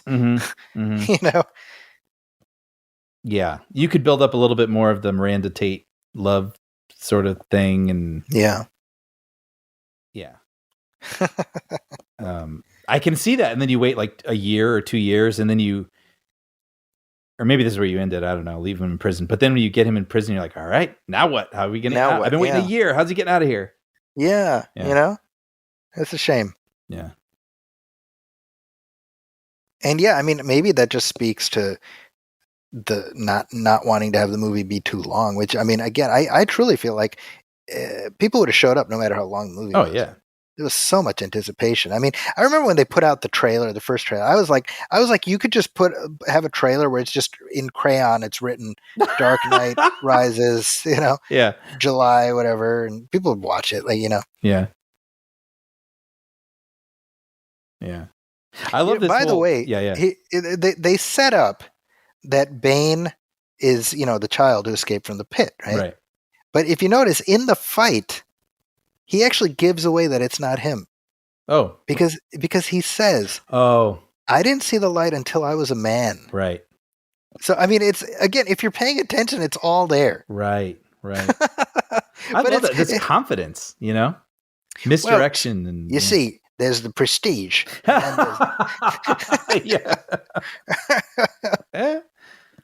Yeah. I do love, by the way, the prestige, which is, that's like the most, I feel like that's the most like untalked about Nolan movie. It feels like 100%. Right? Yeah. And we just rewatched it within the past year. And I was like, wow, I forgot how great this is. It's so good. What's funny, I was talking about it with my brother recently, and I'm like, what I love is that it all comes down to just this one magician is jealous of the other magician. He's like, how did he do that trick? And so he spends years, he like builds this device and is this, and he's like duplicated, and he's like every version of him dying and whatever. It's like, dude, I have a twin, that's all. Yeah, I know. You did what? Yeah. How many times? Yeah. I love the sheer ridiculousness of that need. Yeah. It's so perfect. That's so funny. Yeah, it almost feels like some sort of really dark Will Ferrell comedy. Right, exactly. and John C. Reilly's like, what? You have a twin? Hugh Jackman's like, every day of my life, I go through this thing, and I know it's the last day because I'll be murdered by myself. And then, he's describing this whole thing. Just tell me, is that what you did? No, this is my brother. He looks just like me. Yeah. Ugh. You were talking before about Lucius dying, Mhm. and we were both like, we don't want to see that. But I do feel like that would have given this movie some stakes. Mhm. Having, but it is totally, it's like, we don't want Lucius to die. He's Lucius, for goodness sake. Yeah. But I don't know. I think at some point in the third act, having somebody we care about go, I think that would have made it more emotionally gripping, Yeah, it's definitely one potential angle, yeah. Because here's the problem, right? We get this sort of we get this shot of Matthew Modine's body. Yes. And it's supposed to mean something. Yeah. Yeah. Which, come on. Yeah. Yeah. Right? I mean they give us that shot where it kind of goes, oh no, not Foley. Right. I mean, the only reason I feel bad is because he has a family, otherwise it's like, he's kind of a dick. That's right. I mean, actually, in a movie filled with like so many threads, there is something kind of cool about him, like being a little bit of a coward and then showing up in his full uniform. Like, okay, no, I'm police. Yeah, I do like. Well, I like that Gordon goes to him and he's like, "Look, I'm not asking you to be charging the street in your dress blues." Exactly. Yeah. And that's what he does, because that's just the kind of persuasive person Jim Gordon is. That's right. So this whole thing with the I don't know, you would call it like a tunnel or whatnot, and you got to jump the pit. Yeah. This is just so, I don't know if this is based on something, but it just feels like it has to be. Like it feels like some sort of ancient legend or parable or something. There's just something so beautiful about it. Like the only way you can really make it is you got to do it without the rope. Yeah, which I got to say, it's a pretty stupid thing to do, but it is. But it just feels, like I say, it feels like a parable. It's like, yeah, like as long as you have a safety net, you're never going to give it your all. Like there's something really just, I don't know. I don't know. I just I think you're right. I think you're right. Again, I mean, it's just one of a million things in this film. Yeah. Yeah. I mean, that sense of you have to let go, right? It's yes. Yeah. Your fear is holding you back, and it's a parallel with the first film, right, where it's about Bruce overcoming his fear. Mm-hmm. You have to, that thing that you're scared of, you have to embrace it. Right. Now, again, kids, don't do that in real life. No.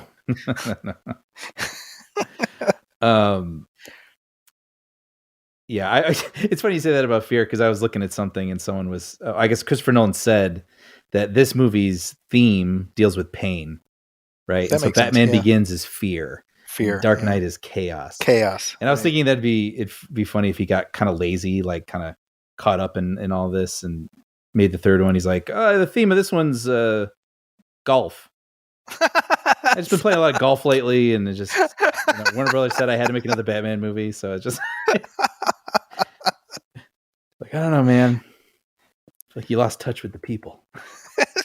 Well, it's like a Goldfinger. There's like a whole, like a big chunk of the second act is just James Bond playing golf. Yeah, that's right. Yeah, right. I love how that was the blockbuster of 1963. Right. It's just like him. Yeah. Hey, Goldfinger, get your ball. Okay. That's right. That's right. I mean, you just saw that recently, right? Yeah. So this whole reactor thing, talk about the MacGuffin of all MacGuffins. Mm-hmm. I can't make heads or tails of any of it. Wait, what do you mean? Like it's just like energy. Yeah. I want it. No, I want it. Something green energy / atomic bomb. Okay. That's right. Sure. something atomic bomb. Yeah. Well, that doesn't seem like a good design. So Blake, just by happenstance, happens to not be underground because he's like Gordon's guy. Right. So it just kind of lucked out that way. Mm-hmm. I will say, your whole thing with Gordon's letter at the beginning, I think mine might be the entire police force trapped underground for months. Yeah, I know, right? You're telling me, like, no one was off duty? Right. Everyone? Yeah. Yeah, but it's like, okay. You know, like, okay, that's what we're doing.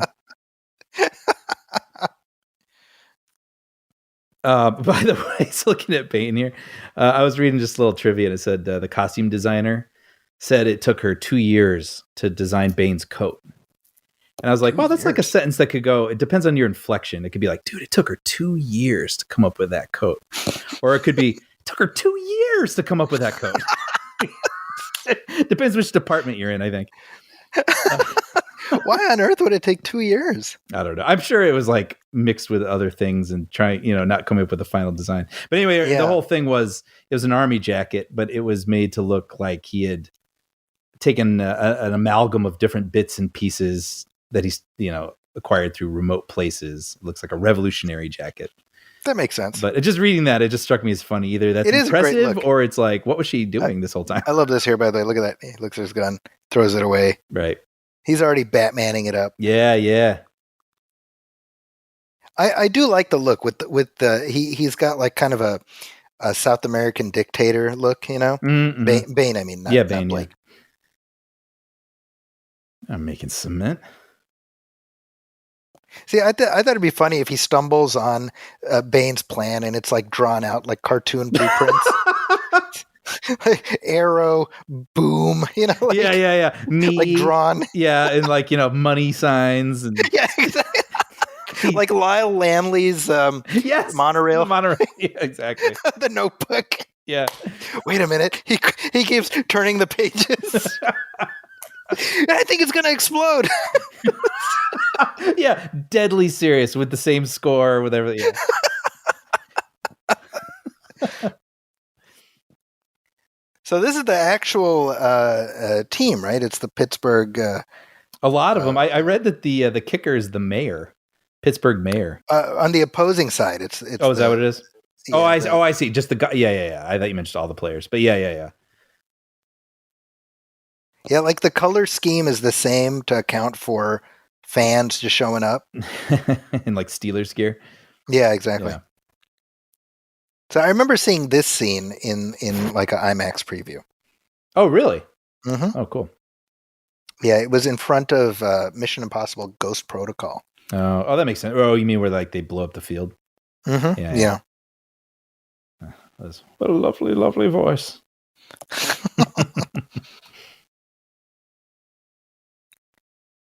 Yeah, there's a lot that happens in this movie.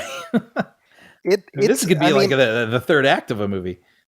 I was about to say, I mean, you can't fault them for ambition. Yeah. And I think that's why I give this movie a lot of leeway, because they swung hard. I agree. In a lot of different directions. And it for the most part, it all holds together. I mean, it's not like a Michael Bay Transformers movie. Yeah, or not to pick on it, but you're just thinking of Uncharted recently, where it just all the things leading to one another just feel very unimaginative and like, oh, we'll just do this thing, and it's, I don't know, it'll be exciting because they're in a pit or something, but like all this, there's just so many pieces to this story puzzle, and they all do escalate and lead you to, oh wow, the city is now hostage. That's right. See, but as soon as you say, okay, we're trapping the police down there for several months. Yeah. Like immediately I'm like, well, that makes no sense to me. I mean, you've got to imagine they would, in that time, try to find a way out or something, Or, well, no, when there's a lot of questions, by the way. They're not significantly shaggier. Right. That's a good point. Right? I mean, you're stuck in. Well, they had to cut the beard budget on this. The budget was already going through the roof. So, I mean, if the bridges and stuff breaking, that's right out of No Man's Land. Oh, is it really? Yeah. So this is New York here, but they digitally added like 3 different bridges. Right. Love it though. Jersey. Cutting off the city. I mean, this is great. It totally works. Yeah. But if they're down there, I mean, if they're if not in the sewers, they're certainly sewer adjacent. Right. So they must smell like just wide open ass after several months. No, right? I mean, yeah. So I'm just like, what are you eating down there? Like, I don't know. This is where my brain stops working because when when the more grounded you get, the more it's like, okay, well, that's just like basic human biology. Yeah. Yeah. I don't know what they're eating. I mean, you have Levitt's character putting, like, he's communicating with them, but it doesn't seem like. Yeah, is he lowering down like bags of Cheetos one at a time on a fish hook? Powerade? Yeah, I don't know. Yeah, Don't know. Like, to me, the problem is, like, you've got this 5-month window of that's how long it takes. I mean, because we go from 5 months to right down to the wire. Right. So the idea that the United States government would send one special ops team and then be like, okay, that didn't work, never mind. Right. Like, this is an American city. Yeah, this would be like world news, yeah. Right? Like, imagine that happening in New York. Mm-hmm. Is there any, you get what I'm saying? Yeah, oh, absolutely, yeah. So that's my issue, is like you start seeing the story mechanics trump just like basic logic. Yeah. But you know what, though? It's so earnest. Yes. That I'm like, all right. Like, yeah. Well, then Bruce better get back over there. That's right. Now, I was just about to say he's the only man that can stop him, but that's not true. I love that there's sort of some teamwork going on at the end here. He has allies. I actually do like that. Yeah, me too. I like that they it's not a sense of Gotham is just sort of sitting on its hands. There's all, Jim Gordon is in the game, It's like ragtag too, like even Catwoman who's just like, ugh, but like for you, fine, and then a disillusioned cop, and it's it's good. Yeah. This always disturbs me. When he breaks his neck? Yeah. Just this guy, like, I'm the only one that knows how to do this. He's like, cool. I'm going to murder this guy in front of all these people. Like, there's just something like grounded and extra kind of. See, he should have been like, when he's like, who else can disarm? He should have been like, possibly 3 or 4 other people. Yeah. Yes, right. Only you.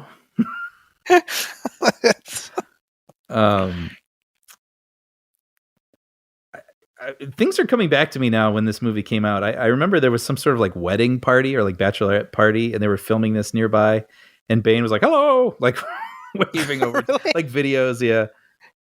And then people posted on social media. People posting stuff. And then I remember people posting from the football stands, him doing this speech.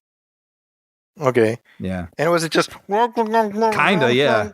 Like the parents on in Peanuts, Charlie Brown, yeah. Yeah. See, like the design of the mask, I really, just going back to what I was saying, like, I like how this looks nothing like the comic book Bane. Sure. And yet you're like, no, that's Bane. Like, I think right. Nolan found that it's like Joker a little bit when you think about it. Yeah. His Joker, I mean, where he just tossed all the fantastical stuff. Mm-hmm. But you're still like, no, well, that's the Joker. Right. Well, speaking of, actually, that's what I was just about to bring up. I mean, that's sort of, you sort of wonder if Heath Ledger had, still been alive. You have to imagine the Joker would have played into this somehow. You'd think so, right? Right. I mean, he's just left dangling at the end of the second one. And I thought I had read somewhere, I don't know if this has ever been really verified, but it was going to be possibly a Silence of the Lambs sort of thing, where Batman kind of has to go to him in Arkham, and I don't know, he helps, See, I think the problem is not helps. He probably wouldn't help, but right. But gives him some crucial piece of information or something. See, the Joker is such a force of nature that the whole gravity of the movie would shift if he was in it. Yeah, that's a good point. You wouldn't want to see him behind bars the whole time. You want to see him. Yeah. Yeah. I do like that each of the 3 main villains in the films do something different. Like, they engage Batman from a different direction. Yeah. Right. Ra's al Ghul comes at him as a mentor, right? So he has that vulnerability. Joker just is playing an extended mind game, and Bane is just raw brutality. Right. There's William Devane as the president. Yeah. William Devane is one of those guys who just has like resting president face. He absolutely does. Because he played the president on 24, and then there's a couple other things. I think yeah. You get him in there, it's like a pretty good shorthand. Yeah, exactly. You know? Do you have a William Devane? Do I have a William Devane? Yeah. I can hear his voice in my head, but I know it won't come out right. I mean, I feel like he's definitely played John F. Kennedy in something or other. Yeah. That'd be funny if this was them just driving to Florida and they're like, what are we doing? We have to go back.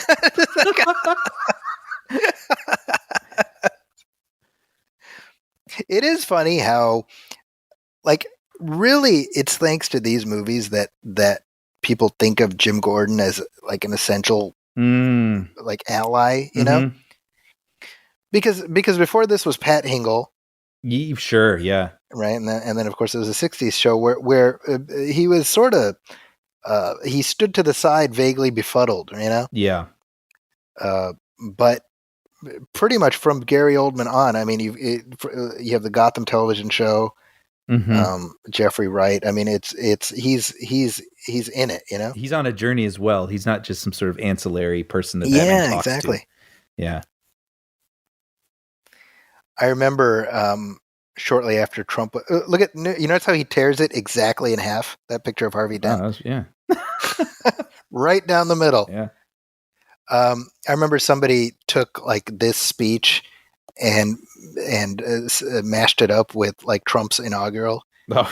It was like almost exact. Like yeah. Well, no, I mean literally, he's like, "We return it to you, the people," and like Trump says exactly that thing. Oh man. See, again, it was awful convenient. That Jim Gordon wrote it down in exacting detail. Right. And then he threw my son down the thing, but Batman swung down and caught him. Next page. Following that event, you will notice here this is signed and co-signed, dated. You know? Right. No one will ever find out, tee-hee. Wink, wink, nudge, nudge. And also, I wonder if I would even believe him. Yeah. Like, I'd be like, who'd be stupid enough? Like, it's like the luggage combination in Spaceballs, where it's like 1, 2, 3, 4, 5. Like, well, who would make that their combination? I mean, it's funny because I was thinking about how at the end of the film, when the bat comes to, like the police are sort of charging towards Bane's people, and the bat comes in the middle, and the cops all cheer. Mm-hmm. I was like, why are they cheering? Like, right? Because they should hate him. Right. But then I was thinking, well, I guess everyone believes the letter that Bane read. Right. You know? See, but that question there of was it the right thing? Like, I think that's an interesting sort of ethical dilemma. Mm-hmm. If securing a greater peace based on a lie, does that justify the lie? Yeah. I don't have an answer. Yeah. But Levitt doesn't like it.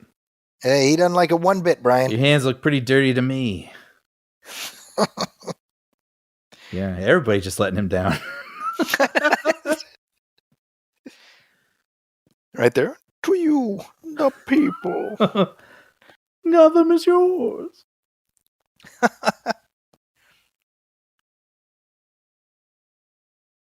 See, I would love a TV show or something that's set in the town directly next to Gotham.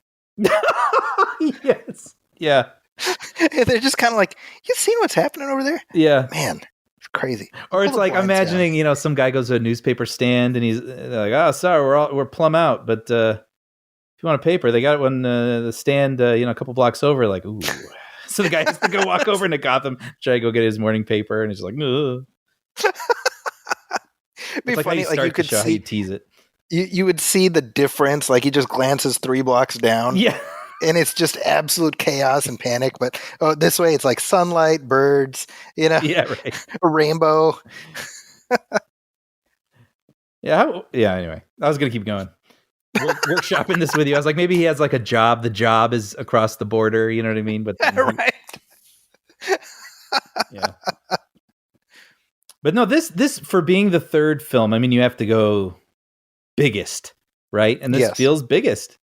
This Yes. feels just hopeless. This is really, I think it's great. Yeah, as far as escalating the stakes, I mean, the biggest problem I have is we spend so much time here. We're not touching base with, well, okay, here he is right now, but like we're not doing enough of seeing Bruce. Like he's passively watching what's happening. Right. And I feel I don't know the solution there given the story that they were telling. Well, if we had done your, I don't know if it's worth really getting into this, but if we had done your 2-part version, you have him left in the prison, and then you show Gotham being taken over, like, Gotham's yours. Yeah. And then it cuts to credits, and you're like, oh, damn. And then you come back, back part 2, and then you see the state it's in, and you're like, oh, snap. Yeah, I like that. That's good, Brian. Yeah. You and me, man, we should take this on the road here. Oh, man. This whole setting his back in place with this like rope. Oh, it's rough, man. My brother once said, the older I get, the more injuries in movies become like really painful. And like dude, you're not kidding. Because you've experienced, the older you get, the more pains you experience, and you can relate them. And you're like, oh, whereas a kid, you're like, oh, damn, that must have hurt. I mean, I'm at a point now where, I had a physical recently, and my doctor was like, is there anything else you want to let me know? And I was like, yeah, sometimes when I sit, I have this like sort of jabbing pain here, like, and when I move my leg, it hurts. And she's literally like, yeah, as you get older, you're going to start feeling more pain. And I'm like, that's it. That's it. Right. That's the answer. That's the answer. Yeah. Just remember the time when it didn't hurt. It'll. Yeah.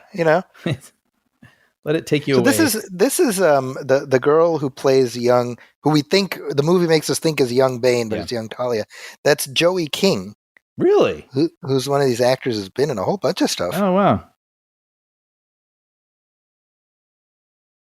Yeah, I can kind of see it. She was in. I saw her in something shortly after this. It was awful, but she was pretty good in it. Oh, that's funny. Yeah, it was. Oh gosh, what was it? Oh yeah, Wish I Was Here.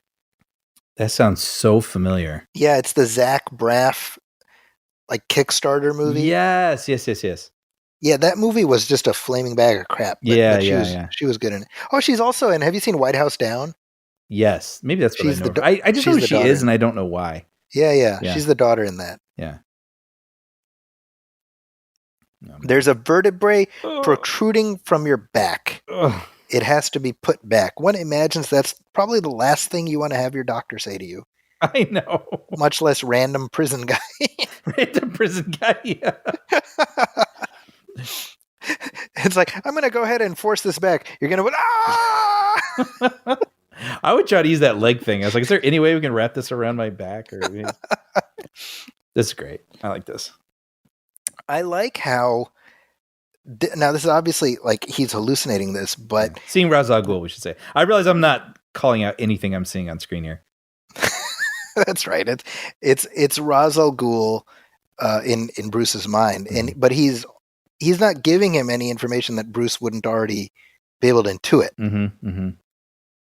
Right? Like this, right? Like the thing about, you're the mercenary. Yeah, but it's not like the ghost of Ra's al Ghul is telling him that. Right. He's just figuring it out. Right.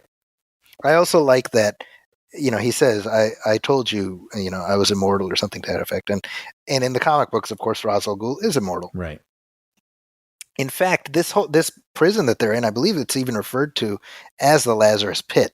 Right. Which in the comic books, that Ra's al Ghul immerses himself in the Lazarus Pit, and that's what gives him immortality. Sort of like a Bacta tank.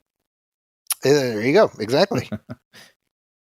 In the comic books, currently, the current Robin, or one of the current Robins, is Damian, who is Batman's son, with Talia.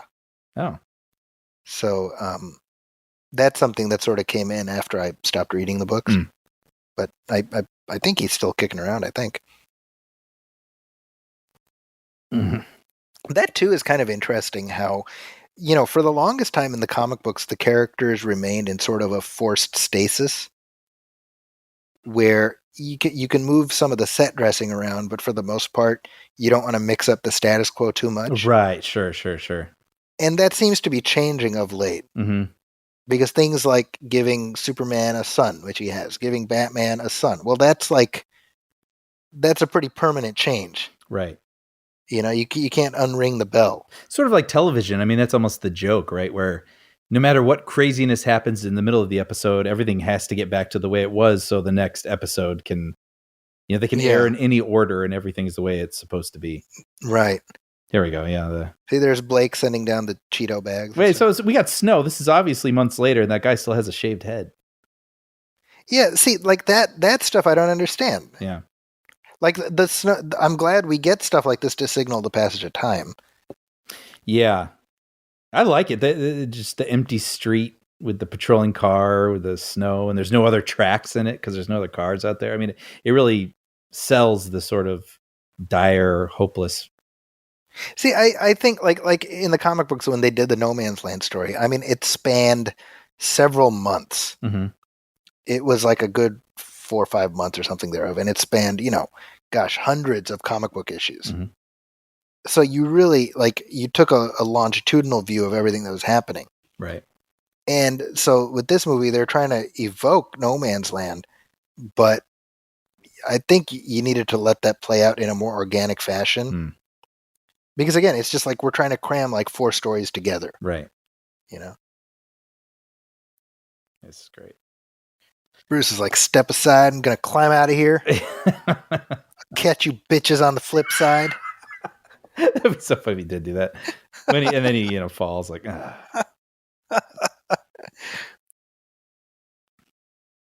This is all shot really well too, by the way. I mean, looking at this with the sound off, I mean, it's not flashy in any way, but it's doing something, Yeah. Which I think is, I don't know, even just I always think about how with that rope catching you. I was thinking that as I was rewatching. I'm like, that, like, I don't want to experience that. No, I know that alone. Like, I mean, yeah, it would hurt to fall down, but at least you die. This thing like yanks you right in the middle. Ugh. Yeah. Now, so the chanting here also, which was part of the score. Do you remember this? There was a thing online where they sort of played it for you, and you could do it and send it in and be a part of the score. Yeah, I read about that. Yeah, that's right. So did you take advantage of that? I don't think I did, but I remember thinking that was cool. Yeah. So when you hear the sort of the crescendo, like when Bruce escapes, that's all the fans all like mixed in there. That's pretty cool. It's pretty crazy. Yeah. Yeah. The chant itself, it literally means rise or he rises. Right in Moroccan, I think. I forget what the exact verbiage is, but it's Basra. Right. That's right. Basra Deshi. There you go. Use that to impress your friends. I kind of like this, the underground meeting of people. Yeah, but Captain, what's his face over there? He's around for like 2 minutes before he gets his ass killed. Yeah, that's true. So again, the idea, I mean, I get it where there's the visual is horrifying where Bane is like hanging their bodies so people can see. Mm. But I refuse to believe that the American government would be like, all right, well, that didn't work. Right. So let's just ignore this. Right. Yeah, like, are they allowing the Super Bowl to happen during this, or is the whole nation have to sort of be like, I don't know if it's the time for the Super Bowl. One wonders. Yeah. I remember, by the way, yeah. Well, I just want to mention the bat symbol. Yes. How it looks like a V, like a V for victory, kind of the French Resistance. Oh, interesting. I was going to say the only Comic-Con I ever went to was before this came out, and they were giving away bumper stickers of that V. No kidding. Yeah, I still have it. That's kind of cool. Yeah. See, but earlier in the movie, when you have that little boy who's like, you think he's going to come back or whatever, like Mm. we haven't seen him in so long. I'm like, how would he even remember? Yeah, he's too young, yeah. Because that kid looks like he's 10 probably. Yeah. That's the issue, right? Is that like based on the track laid down by the previous two films, Batman has not been Batman for very long. Right. And that's something that to me works against these films in terms of really Batman having an impact on this world. Mm-hmm. Because he hasn't done a whole lot. Mm-hmm. Mm-hmm. Yeah. Because we don't get a lot of that sort of smaller stuff of him cleaning up the streets, right? Where it's like, well, we can always count on Batman, right? Like he's kind of handling these bigger tasks. Like even if there was a bigger gap of time between the first and second movie, and I don't know that it's clarified how long there is between them, right? But I mean, the first movie ends with him being like, "I'm going to look into it" with the Joker, right? So one assumes it's not like 4 years later and he's still doing that, right? It feels like it'd be sooner, right? Yeah, I don't know, because I'm trying to think. Like, Bruce leaves Gotham and he's gone for 7 years. Right. So he in the beginning, right, and so that let's say he's like 20 when he leaves. Sure. So he comes back at 27. Okay. And then he's Batman for about a year, and then 8 years go by. Right. So he's like 35, 36 here. Mm-hmm. I mean, he's not some like aging veteran at that point, Right. That's a good point. Yeah. Something it's I wonder if this is just Nolan's sort of ethos where it's like the Tenet line. It's like, don't think about it, just feel it. Maybe. That's probably very true. Round them up for judgment. Did you go opening night for this? Yeah, I did not, and sadly, it reminds me of the shooting that happened. That's right. With this in Aurora, Colorado. For that reason, because I remember hearing about that and I had not seen it yet. Yeah. I was there. I went at midnight. Okay. And I remember getting like a push notification in the middle of the movie about there having been a shooting. I remember that. I mean, that's a moment. It's sort of one of those "do you remember where you were" sort of things, because it was so shocking, and like something you were going to do. You know what I mean? That's right. Like yeah. Go to a theater. Go to a theater to watch this movie, and so that really. I remember talking about that in my class. I was like that. That particularly like. I was like this. The movie like that's my church. Mm-hmm. You've defiled my church. Yeah. I felt so enraged. Mm-hmm. Like this is people come together to experience something, and you've ruined that. Mm-hmm. Yeah. It's unfortunately that there's that linkage. They call that guy the Dark Knight shooter. Right. It really did put a pall over that. Yeah. The first several weeks of this film. I'll be entirely honest. When we were going to talk about this, I wasn't even thinking about it. It was something when I was reading about it again. I was like, "Oh, that's right." But I remember when it came out that like it just kind of hung over the movie a little bit. Yeah, that's right. Yeah. I remember at the time people even talking about how that may have actually inhibited some of the box office. Yeah. Yeah. Yeah. I mean, unfortunately, that's just the world we live in. Mm-hmm. Well, he's got a beard now, doesn't he? Who, Bruce? Wayne, yeah. Yeah, he's got like his he's got his Act 1 beard back. So he's away for about 4 months, I'm going to say. Mm-hmm. He's in the pit. I'm just doing the math here. Because they say it'll be 5 months for the thing to count down. Mm-hmm. And when he escapes, Lucius says it's like 23 days. Mm-hmm. So that means he escapes, and it takes him about 2 weeks to get back to Gotham. Right. I remember that being a point of contention for a lot of people too. How did he get back? I was like, I don't know, mean, he's freaking Batman. he figured it out. On a cargo There's ship so or many something, other I don't know. things. Yeah, he's a smart guy. Yeah. This is so great though. This Oh, sequence. dude. Yeah. So we're watching Bruce realize that in order to get out of the pit, he has to, he has to let go of the fear of dying. But I mean, directing, editing, score when it goes silent, he leaps, and then the victory. I mean, I love this right there. The bats. That's like the culmination. I'm watching this and getting stirred, even with the sound off. I'm like, man, this movie doesn't get talked as much as it should. I mean, this is good. I mean, this is solid stuff. There's just so much of it in this one movie. I mean, that's the thing, right? I think even if you were to say this is the weakest of the three, and that's something people can debate, but even saying that is not necessarily a ding on it, right? I mean, it just says something about really the high level that the other two were at. Yeah. But I've said before, I think as a trilogy, I think it holds together reasonably well. Mm-hmm. And I think certainly as a film that pays off the threads that the first one laid out, it does a good job. Yeah, I agree.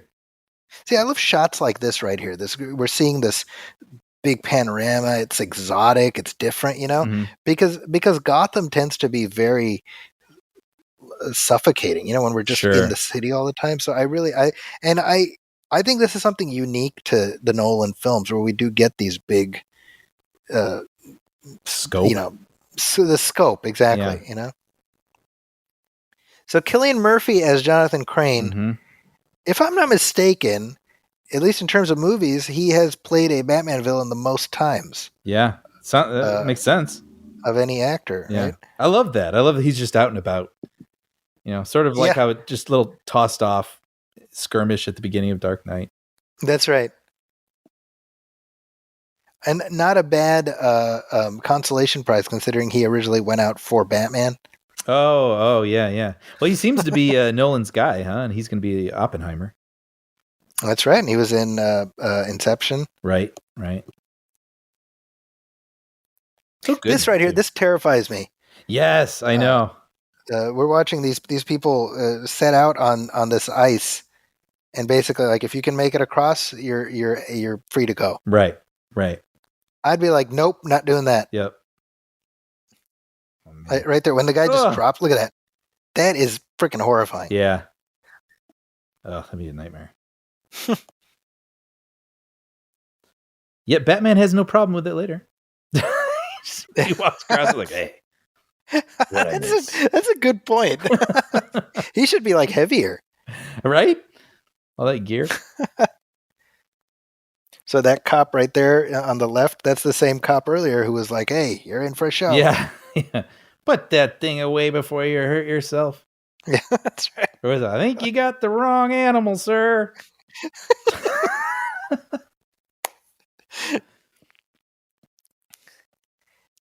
I feel like the Matthew Modine character would mean more if he'd been present in anything other than this one. Oh, sure. Yeah.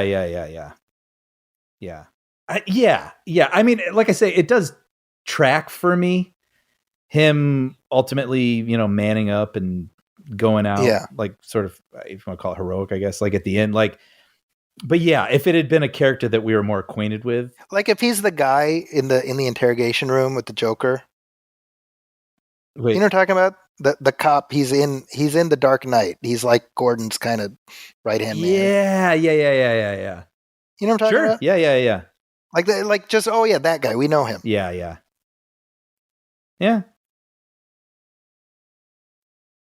Because here he's just Matthew Modine. He's all just Matthew Modining it up. What's his movie from like the late 70s, like Bicycle? Right? And then something away. Oh, and I have to look that up now. I don't remember, but it's like a movie that I feel like people of a certain vintage bring up a lot as like a really great movie. And I'm always like, I should watch that sometime. All I think of when I hear his name is Cutthroat Island. I've never even seen that. That is, it's not a bad movie. That's what I'm going to say. Really? I think it's overhated, in my opinion. I think it might be something I would kind of enjoy, where, to use that word again, a tactile blockbuster from a certain era. Yeah, I mean, they spent an obscenely unnecessary amount of money on it. So Sure. the fact that it bankrupted Carol Co. was like the least surprising thing of all time. Right. But by itself, considering none of that money came out of your pocket, I think it's right.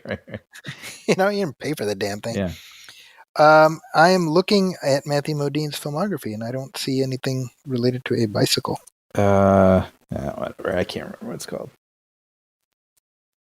See, now this is going to bug me. I know. I'm like, you're going to trust me with that? You know what that thing is? Breaking Away. It's the quick Breaking Away. Okay. Okay, but who is it? Is it Matthew Modine? Oh, maybe it's not. Dennis Quaid, Daniel Stern. I don't know why I thought he was in it. Well, now all you have left is Cutthroat Island. I guess so. Hart Bachner's in it. So Bruce just handed her the clean slate thing, Brian. The clean slate? You mean the software that can erase every trace of you from every record in the world? The same. Cool. See, Lucia said earlier, like 23 days, and then right now she says tomorrow the bomb's going to go off. So, it took Bruce that long just to get his ass back to Gotham. So it's not like he just called an Uber or something. Right, right. Sort of like Indy and the submarine, right, at the end of Raiders. Yeah. And people, I'm like, I don't know. It worked, apparently. He figured it out. Yeah. I don't think there's a much more backstory you need than that. Yeah. I do love the sort of, I don't want to call it video game, but sort of, they have this thing where it's like, there's 3 trucks. It's in one of them. We're rolling them all around the city to confuse you. So you don't know which one it is. It does, it's sort of video gamey, but it's also like, all right, well, this gives our heroes something complicated to figure out. Yeah. And I think it's something in the vein of the end of the Dark Knight, not the end, but like the thing with in the building where, Bruce has to like figure this out and do this thing. And it's like multiple. Yeah. Oh, it's great. Yeah, totally. It's understandable. It's a puzzle. I mean, I have to imagine that George Lucas watched this trilogy and he's like, yeah, it's like poetry. It repeats itself. See, you're telling me that guy's been in the sewer for 5 months? I know. That's some bullshit right there. I'd be like, why are you sending me this intel or whatever? Like, give me a burrito. send me a Bic and some shaving cream. Yeah. See, that's kind of the problem. Is like just the time span you get it for the story necessity, but there's nothing in the film that reflects that other than the seasonal stuff. It could be an easy fix too. I mean, first of all, just give beards to the cops, but also maybe him talking to Blake through the sewer and be like, we're dying, dude. Like, yeah, like people are dying down here, like, and when they come out, they're not just like, oh, like rubbing their eyes. Not like, eyes. Yeah, they're just like tired. They're, emaciated and they're still willing to fight because they're tough, but like they need Batman. Batman's the key to this. I don't know. Something like that. Yeah, no, I agree. And it's the same thing. It's just a little extra detail. This is Batcave 2 from The Dark Knight. I do like that, he's using the suit from The Dark Knight, which Lucius said in the previous film. There's the separation in the plates where you're vulnerable. And that's what ends up catching him off guard. Yep. You know why? Because he never did learn to mind his surroundings. That's right. Wow, it is like poetry. It's a damn shame. Now, here's the thing about this, okay? Right here, he's like, Bruce is like, yeah, even without the autopilot, and Lucius is like, yeah, you can fly yourself, whatever. And that's my imitation of this scene. Now, at the end of the movie, when he finds out about the software patch, right? And they say it was fixed 6 months ago. So that means Bruce knew that the autopilot was fixed here. So why is he just being a dick to Lucius for no reason? That's Just be like, yeah, I fixed it, by the way. Like, right? I know. That's funny. I like this. I mean, that's the funny thing about the end. Like, there's so many specific things that had to have happened for the ending to work in terms of the sort of the epilogue of this movie. Like, oh, okay. Well, I'm glad they did. Yeah, exactly. So this actor right there, the African American actor, that's Christopher Judge. Okay. He starred on Stargate SG-1. Oh, I didn't even really watch that, but I recognize him. You recognize his face. Yeah. This is great. He was kind of the Michael Dorn of that show. Yeah, yeah, it's great. This is pretty great. This sequence here. Light it up. See, Batman doesn't get one grand reappearance in his movie. He gets two because he's Batman. Little dart to the neck. I don't know, man. I'm on ice. Let's keep the fire out of this. Right. What's funny about this is that obviously this is like a cool moment where his beacon gets lit. Now, that said, when you look at that only kind of looks like a bat. I do appreciate. I don't remember which film it is, but with the bat signal, where you're like, well, I mean, that's probably what it would actually look like on a cloud. Right. I've always thought about. So before he went to go help everybody, he like went up to the top of that bridge or that building or whatever. Yeah. Right. I was like, all right, I work hard for the money. Like just kind of whistling to himself, like dumping gasoline. Painting it in gasoline or whatever. That's so true. It's a lot of prep work, Yeah. Looks cool though.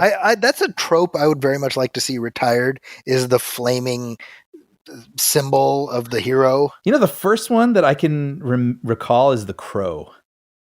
They did it in The Crow. They did it in Daredevil, the Ben Affleck one. Right. They did it in The Punisher with Thomas Jane. Oh.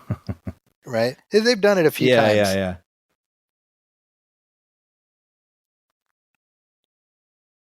In The Punisher, the Thomas Jane one, it's like he's in like a car lot, like a parking lot.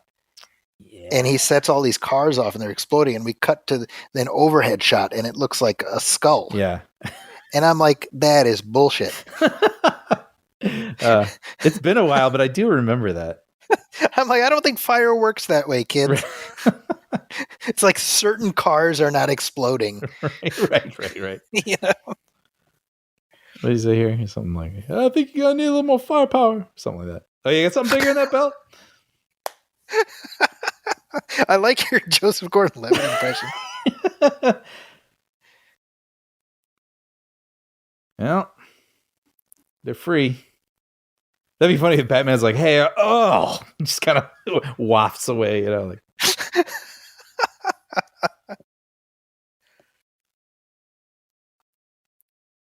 You could almost imagine a scene too where like they are dead tired and Batman kind of rallies them. It's like this guy that they never would have listened to, but it's like, let's fight together. Finally, like you and I, like we've got a common enemy.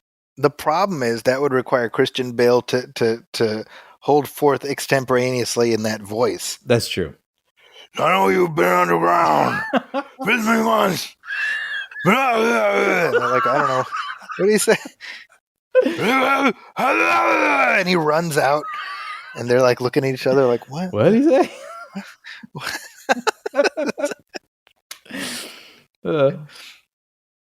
He'd sound like Al Pacino in Any Given Sunday. with your fingernails, you gotta get those yards. That's great. See, like right here, she's like, you've given everything. He's like, not everything. Just talk normal. I remember this moment. I was like, I don't know why he's talking this way. Yeah. And not even the like growl. She knows who he is. Well, that, of course. But also it sounds like he just ran there and he's out of breath or something. You know what I mean? And I'm not quite sure what the direction was there. I'm a little curious. I think, and this we had this discussion with I'm pretty sure with both of the previous films, but like that is the one just bad piece of direction in these films was Christian Bale doing whatever the hell he's doing with his voice. Yeah, and I feel like I've read that a lot of it was computer enhanced, after the fact even. So it'd be kind of interesting to hear what it really sounded like. I mean, here's the thing, right? Because Hey, go. Wait, no. This is the best character turn in the whole darn movie. No, I was just trying to subvert everything you've been saying. No, what were we saying now? That's Foley in his dress blues. Yeah, by the way. yeah. That's what. But it does work, right? No, It's I get not it. a character we're that attached to. I think he showed up. I think it would mean more if we saw him as a dedicated cop in the beginning. Yes, and he gets scared, but then he's like, "No, this," because I agree. He seems kind of Weasley in the beginning too. Yes. Right. Yeah. But no, I was saying like when Affleck did Batman, they did like the voice modulator. Right, which makes sense. They made it like, yeah, and that worked. Yeah. And then Keaton kind of had this like different octave, and what worked with Keaton is that both his Batman voice and his Bruce Wayne voice still sound like a normal way to talk. Like it doesn't sound like he's exerting effort. Right. Whereas like, let me put it this way. When Christian Bale does this voice, it sounds like Elizabeth Holmes when she did like interviews. Yeah. You get what I'm saying? Like put on. You're like, well, that's like a performance. Like, you got to keep doing that, Right. That's one thing I will say. I really liked Robert Pattinson's Batman voice. Oh yeah? I'm a fan. Nice. I love all this. I mean, this is one of those things that you sort of take for granted where, Nolan's like, oh, we're not going to digitally double all these people. Like, we're going to get 1,000 friggin' people in a street fighting, and he's one of the directors who can do that. Yeah. I mean, this just looks like epic. Looks like 10 Commandments, How many directors are there who can say, nope, this is what I'm going to do, and they will get their way. Right? It's a pretty short list. I actually, I've previously critiqued seeing the Batman wandering around during daylight because I think it sort of calls attention to the fact that there's a guy in a suit. I will say, I think here it does work. It works. Yeah, I agree. Because he's coming out of the shadows to save the city, But he didn't come back to die with his city, Brian. He came back to stop him. I'm going to say that is not great writing. I listened to the commentary of this, and there's like a cut while Batman and Bane are fighting where he kicks, I think Batman kicks Bane or vice versa. I don't recall. I'll know when I see it. But basically he's kicking him in one city. And then when it cuts to another angle and he's being pushed back by the kick, they've moved the whole action to another city, like filming wise. See, I'd like to believe Batman kicked him so hard he kicked him into another. Right. He kicked him into Detroit. Yeah. That's hilarious. I love that stuff though. That's so cool that they can do that. That's amazing. Movie magic, dude. I know. You just never know. But you got to wonder, the people who made these things, it's like probably all they can see. Yeah, all the seams. You guys go knock on doors just like we did at St. Swithin's. I don't know why I'm razzing him so much.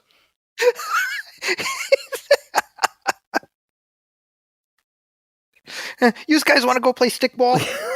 The kids, as they're running away instead. Yeah. Wait, this might be it. Wait, hold on. I think it's this. Doom. And then now that's another location. Wow. Yeah. Look at that. You can kind of, if you can sort of tell, like the light's a little different, but it's like, it looks awesome. Unless you're looking for it. Yeah. See, like in these films, Bane is the only brawler right? Like, it's just somebody who he's just trading blows with. That's certainly not what the Joker was. Right. So I do like the idea that we get 3 very different villains in each of them. Agreed. The Joker being the Joker, it's like, well, you got to have the Joker. But like, when you think about it, other than Joker, all the other villains are ones we didn't get in the previous films. That's true. Scarecrow. Right. Yeah. I mean, Catwoman is not really a villain in this one, so I don't include her. Sure, but like, they did their best to like go in different directions, which you kind of appreciate. Mm-hmm. Mm-hmm. Even Bane, like Bane was in Batman and Robin, but like, yeah, very different. It's so like I don't even feel comfortable. Remember when he's being a chauffeur and he has like a hat and a trench coat on? Mm-hmm. So dumb. He looked like Raphael. Yes. Ninja Turtles when he goes to the movies. Yeah. Ugh, so dumb. Where is it? See, he does this a lot, Batman. Where's Rachel? Yeah. Like, you know what, though? This growl I like. I do like it. Fury Batman. Then you have my permission to die. That's a good line. Yeah, that's a good line. I like that. What an intense line. Then you have my permission to die. You should incorporate that into your day-to-day interaction. Like tell the valet when you send your car, when you bring back my car, then you have my permission to die. Or like to a flight attendant, like bring me my peanuts. Well, that'll end with you in custody. Like that's, no. Wait, let me finish. Then you have my permission to fly. Is where I was going with this. I was trying to think of something that wasn't like a threat. Look at that, Talia. Oh, Talia. Man. I believed in you. Literally twisting the knife. I know. Now, what's interesting is, she talks about like, why I like the knife? Because it's slow and all that. And that's literally what the Joker says that's in the right. previous. He says the exact same thing. Yeah. These people and their knives, man, got them full of psychopaths. Yeah, or maybe we should interrogate the Nolans a little bit. Like they seem pretty into this idea. Seeing certain patterns. I kind of like Bruce's. He's got derp face right there. Yeah, I mean it's derp face, but it's also like true disbelief. It is, but it's not a flattering freeze frame. I'll just say that. Not a flattering freeze frame. That's the sound. Now this is the one and only time we see Tom Hardy's face.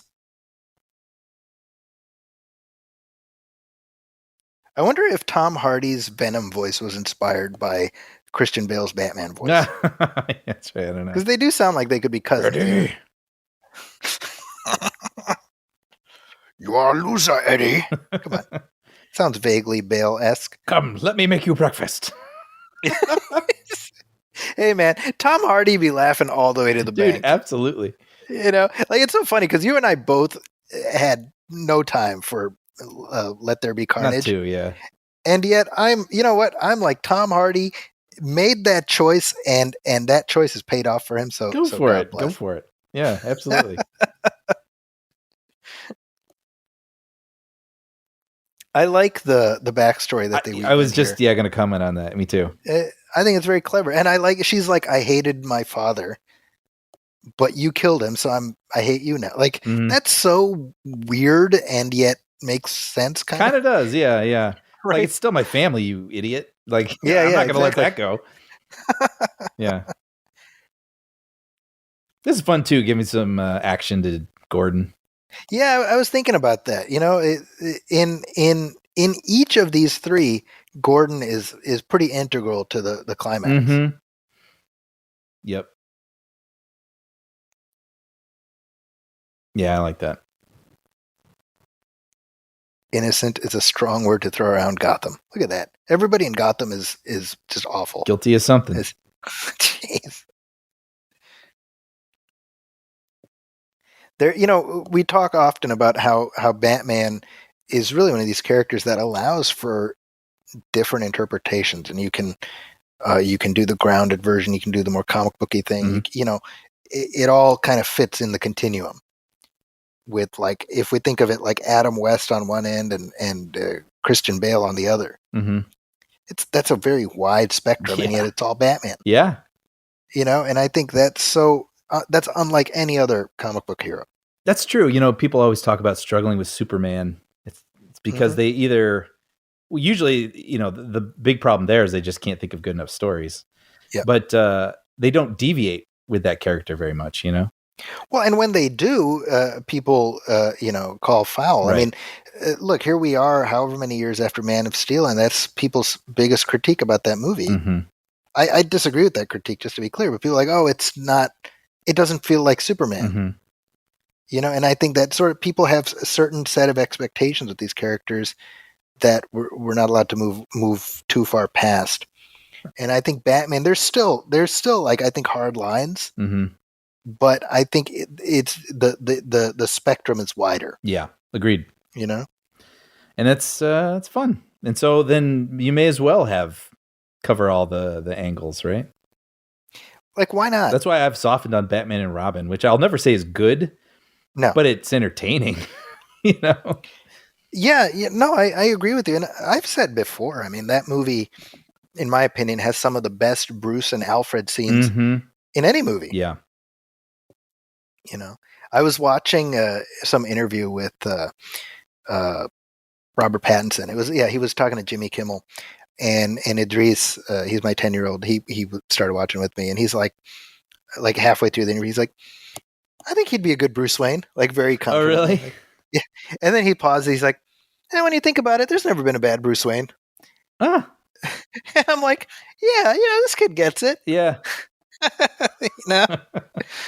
I mean, he's not wrong. Yeah. You know? No, I agree with that. They're all, they're doing their thing. Mm-hmm. They're all takes. Some of them are doing this, and it's all kind of in that vein.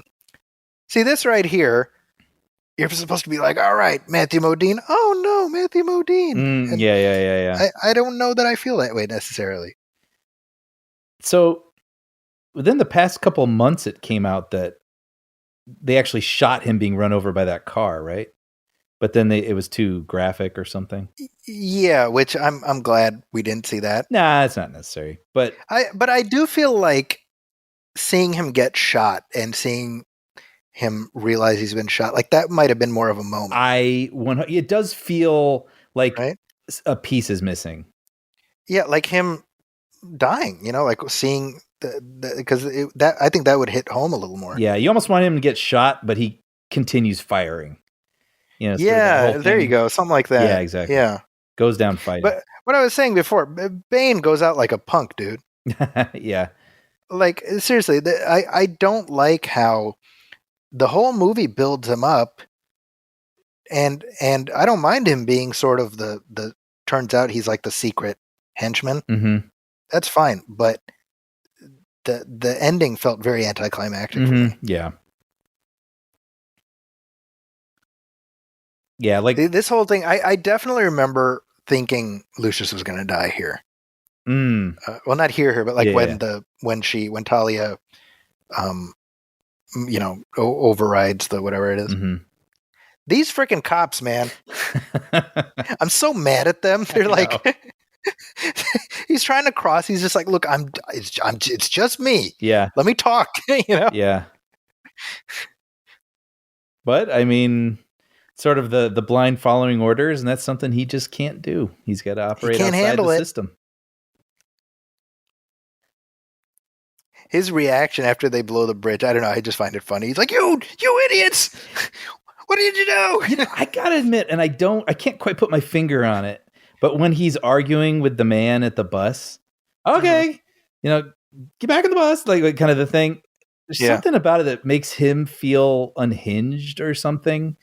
Yeah. When he's supposed to be the one who kind of gets it. Does that make any sense? It does, yeah. Because the guy's like, what are you doing? He's not wrong. Yeah. What's kind of cool, by the way, is from the time, like, whatever it was, like the 11 minutes, when Talia's like, you have 11 minutes. Yeah. Like, from then until the detonation, it's pretty much real time.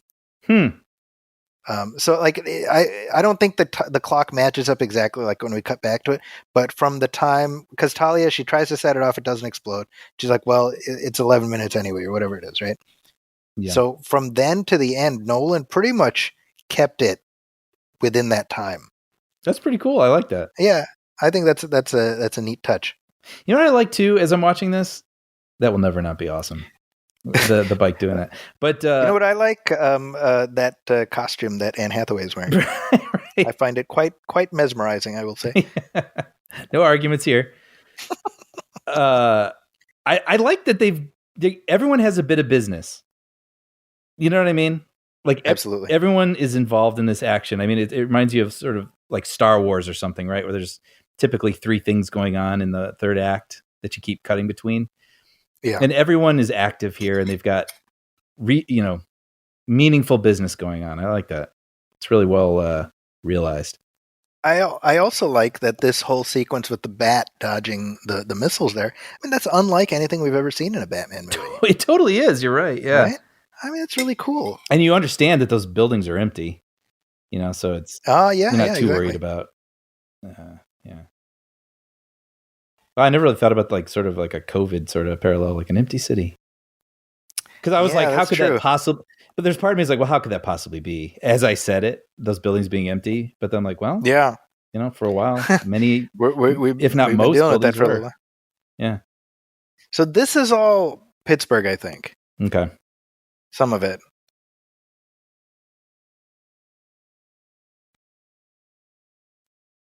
Dude, that thing just looks so cool. The bat. The bat has a really cool design. It's so against type what you'd expect this type of vehicle to look like, right? And yet it looks like the flying version of the Tumbler. It does. Yep. Right. Yep.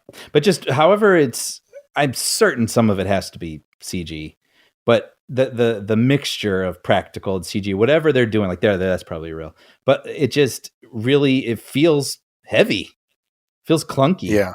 But it's, I don't know. Ugh. Gotta imagine her back's not feeling very good right now. The thing opens up being funny. It's just like a mess of bloody paste where Jim Gordon used to be. Like, how is he still mobile after that? That's really funny.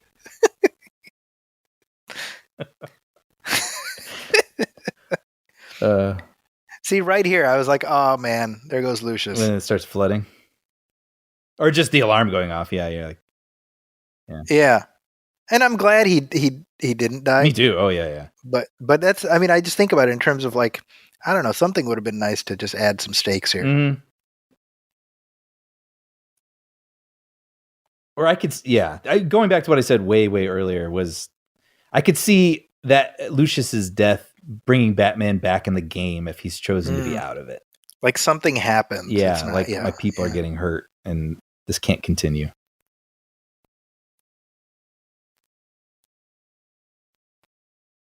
Dude, she's good. She's a good villain. I like her. Remember her in Inception? Yes.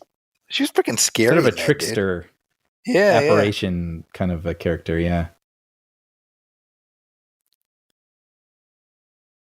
I remember this came out the same summer as The Avengers, and both movies end with an armored billionaire flying a nuclear device out of the city. That's funny. Wow. Wow, I did not place this movie in the same summer as Avengers. Isn't that crazy? Yeah. This is great. So this here, again, knowing that this is the end of this story, there's like the poignancy of Batman revealing who he is. Mm-hmm. I'm trying to remember how I felt at the time, like as it gradually occurred to me. Oh, okay, they're closing the box here. Mm-hmm. Because I had that mindset of like, well, your job is to put the toys back in the chest. And I think that's a very comic book centric philosophy. Mm-hmm. And I think Nolan would be the first to say, like, well, that's not my job. My job is to tell my story. Mm-hmm. I remember this. I mean, every now and then a movie, I guess it has to be a sequel where you've already sort of had an ending and you're like, oh, this can end well. But then when they have the same characters and then it leads towards something that feels like the hero just isn't going to make it. Like I think of Toy Story 3. Sure. There was that moment where you think those characters are actually going to be incinerated. Mm-hmm. And I remember thinking like, am I dreaming? Like it felt so crazy a decision. Yeah. And so like we're going to the point of no return. Sure. And this moment felt like that for me.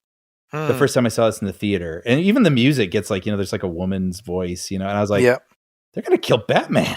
Like, this is Mhm. great. Like, he has a nuclear bomb and he's flying out of the city and he closes his eye. Like, some days you can't get rid of it. yes, exactly. But this, I mean, even this imagery, we have not seen this in this This here, I should say, by the way, the music that we hear here, the chorus, angelic vocalizing per capita. there you go. Yeah. That's the exact music of when Bruce's parents die, and we get the pull-out shot Oh, interesting. where he's sitting over their bodies. It's like exactly the same. Oh, wow. But yeah, I was like, am I dreaming? Am I seeing this? And that's always kind of amazing when a movie can make me feel that way. I agree with that. Yeah, I mean, I think for me, I needed to get past you can't kill Batman Mm-hmm. to can you do it well? Sure. Does that make sense? Yeah. And like that's kind of where I'm at with all these things. It's not a question of you can't. It's can you do it in a way that I feel something? Mm-hmm. Yeah.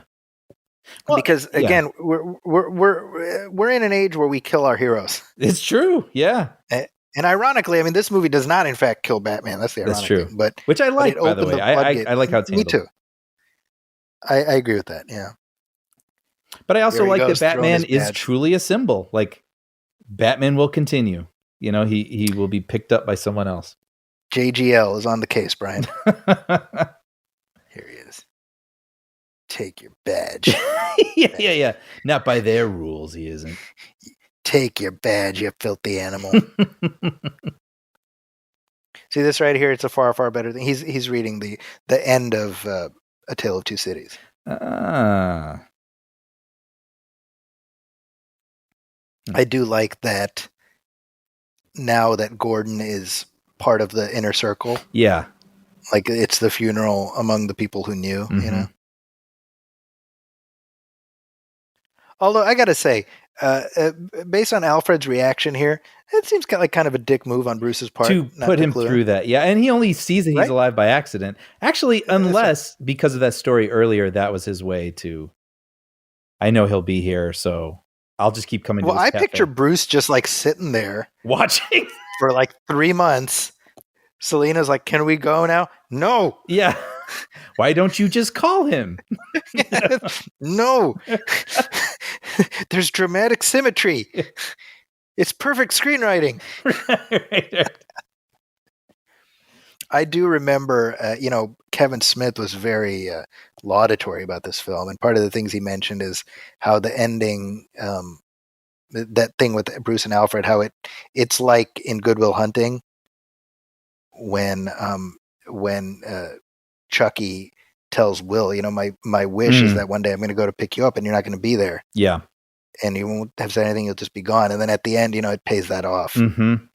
Yeah. And you see the whole sort of journey on Affleck's face as he realizes Will is gone. Yeah. And then Affleck became Batman. So that's right. That's right.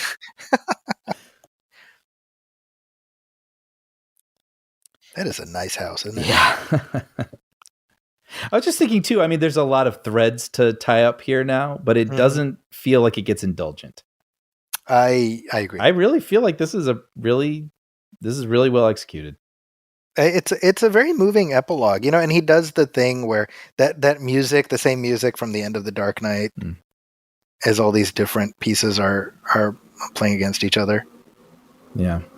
Like if this is the end of this Batman story, I think it's a good ending for this story. Yeah.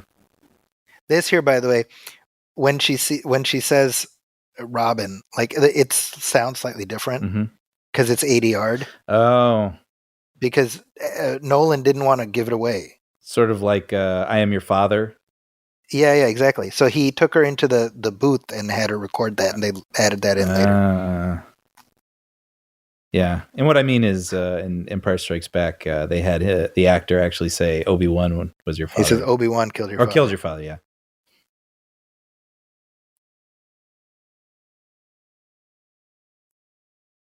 This is cool, man. I like it's the beginning of John Blake's journey. and like whatever that, we're never going to see it, Yeah. but we know that there's a story there. I don't know. Yeah. I love the music in this scene. It's like all without dialogue, Yeah. But again, okay, so he finds out there's a new bat signal. So when did Bruce do that? Yeah. Was he kind of skulking around his Wayne Manor, hoping not to be seen? Did he do that after he painted the bat fire symbol? He actually could have been there like 11 days earlier. Right? The cargo ship brought him back, but he had a lot of things to do before he had to get to the bomb. I do like that we see John Blake like swing in into the cave, like kind of doing an acrobatic Flying Grayson type thing. Oh, good call. Yeah, he's capable. That's right. And then the bats, that's like that's his baptism, just like Bruce had. Yep. Now here, we've talked about this before, but I have to acknowledge it's nice to see Bruce. It is. But would it have worked just as well if we only play it off of Alfred's reaction? I would pick this. That would be my choice. But I think that could work too. I think people would be annoyed. Okay. But I wonder how long they debated that in the editing room. Right. You have to imagine they had that conversation. Absolutely. Right? Yeah. What I don't know. How would you feel? I genuinely, I feel like there's just something about just playing off of his reaction that I would have liked. I've always kind of been bothered by the fact that Wayne just nods. Yeah. And I'm like, well, get up and say hi. But that goes to what he said before, that we wouldn't even talk. We'd just have a look and we'd know. But I'm just, it feels like, man, Bruce, like the poetic symmetry, like just call the man, tell him you're alive. Yeah. But no, you know what? Actually, yeah, I could see that being kind of cool. Like the moment we recognized from earlier, he looks up, he smiles, directed by Christopher Nolan. Like, I feel like that's enough. I don't know. Yeah. I could see being okay with that personally. Yeah. Well, Brian, I'm watching these credits roll, and I cannot believe we just watched this whole movie. I can't either. I know. Right? I know. I was a little daunted. I'm not going to lie. So what are your thoughts having gone through this film again? I think my feelings about it just get better and better every time I watch it, honestly. I mean, I remember liking it when it first came out, but feeling something was off and not sure what it was. I think, as we've said many, many times, I think it's just because it was so stuffed. So something about it didn't flow like some of the others did. But as I've come to recognize that, I don't fault it for it. I think there were other things they could have done. Like you said, they could have broken it up into 2 movies, whatever, but they didn't. And they made it all matter, and some breathing room would have been nice. But that aside, I think all the stuff that's in here is really strong. And I think this movie's kind of underrated. I think this movie's really great. Well, there we go. Yeah, you? I've been on a journey for the last 10 years. I watched it the one time in the theater shortly before we recorded our very first episode. And I don't remember exactly what we said on the show, but I remember my feelings at the time were that I appreciated it more than I liked it. And then I just didn't revisit it. I didn't watch it the whole way through until last year or 2 years ago. Yeah. And I watched it with my kids. I watched the whole trilogy. And as is so often the case, I just enjoy being able to experience this stuff through their eyes, because it's bereft of expectation other than, being the next chapter of the story. Mm-hmm. And it wasn't even the weight of like 4 years of expectation between movies. It's just like, here's the next one. And when you watch it that way, you say, yeah, this is Christopher Nolan's story. He told his story. Mm-hmm. And it has ups and downs, whatever, but you have to appreciate the totality of what he achieved. Totally. And as we've talked about during our conversation, I mean, he, through this trilogy in general, but this movie in particular, he opened the floodgates to a new way of looking at these IPs. Yeah. Oh, 100%. You know, I mean, if not for Christopher Nolan, you wouldn't have these big swings that these types of movies do. As I said, No Time to Die would not have ended that way. The MCU would not exist as it does, and so I mean that's this rather mammoth achievement, Mm-hmm. Mm-hmm. you know, and to tie it in with like the current DC film universe, you know, for all the talk about what Zack Snyder did or did not get to do, I I truly feel that if they had said from the outset that Zack Snyder had a vision that encompassed X number of films and it would culminate thusly, Mm-hmm. I feel like people would have been more open to it because we'd already gotten that with Christopher Nolan. Mm. I think that's where those films got tripped up a little, Mm. is that it was being sold as this big new universe when that's not really what Snyder was attempting to do. Right. He wanted to do something like what Nolan did, which was beginning, middle, end. Mm-hmm. Mm-hmm. You know what I mean? Right. Yeah. And so, you know, I mean, that's something. It tells you something. I mean, this movie made $1 billion. Yeah. It's the first Batman movie, I believe, to make $1 billion. I'm sure Dark Knight Well, did, right? The Dark Knight probably did too, Yeah. right? But this one, based on the weight of anticipation, Mm-hmm. made that much money. I mean, that's extraordinary. Yeah. You know, it really says something about how, yeah, Dark Knight made $1.005 billion Hmm. off of a $185 billion budget, by the way. Or $1 million, yeah. Excuse me, 185 million. Yeah. That's not that much. Yeah. I'm curious how much the third one cost. Yeah. Actually. Yeah. After Dark Knight, what kind of budget did they give them? Yeah, I mean, one assumes they gave him whatever he wanted. Yeah. But I'm sure. Between 250 300 million. But it made more than The Dark Knight. Wow. Really? That's kind of rare, isn't it? It the is, third film in a yeah. series? Yeah. So, I mean, that tells you each one did better than the last one. Mm-hmm.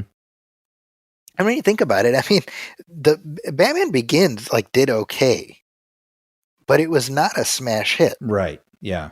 Right. And so you have to give it up for Warner Brothers at that moment being like, yeah, let's come back. Let's do another one. Mm-hmm. Like they were willing to let it, let the story continue, even if the movie relatively underperformed. Yeah. Yeah. They believed in Christopher Nolan. like Harvey Dent. You know? They believed in it. That's right. So, I mean, hopefully you having watched this film kind of gets you in the right headspace for the Batman. Yes. Oh man, I'm very excited. You know, I have so many thoughts about that movie. Yeah. I cannot wait. I can't wait to talk about it with you. I do think, you know, speaking of the DC universe, you know, the original plan was for that movie to be part of the universe. Mm. And oh right, with Ben Affleck. With Ben Affleck, right? And even when Affleck said he wasn't going to direct, the plan was for Matt Reeves to direct his script. Mm. And Reeves said, he said no initially. Mm-hmm. My daughter's very upset about something, clearly. Matt Reeves said no, and then they came back to him and they're like, look, whatever you want to do. Mm-hmm. And that's when they came up with whatever this is, right? In other words, he wanted the Nolan treatment. Yeah. Right? Yeah. In the sense of let me tell my story. Don't make me beholden to 15 other different things. Yeah. And that says something wrong. That they believed in Christopher Nolan. They clearly believed in Matt Reeves. Yeah. So whether that faith is justified, I guess we'll find out. Yeah. But that wraps up our conversation about The Dark Knight Rises. I want to thank everybody for listening. And we will be back later this year with another Batman commentary track. We'll be talking through Batman Returns. Dude, I can't wait for that. Which will, Brian, wrap up every modern Batman film for us. That's amazing. Batman solo film. Yeah. Batman vs. Superman. But that's pretty impressive.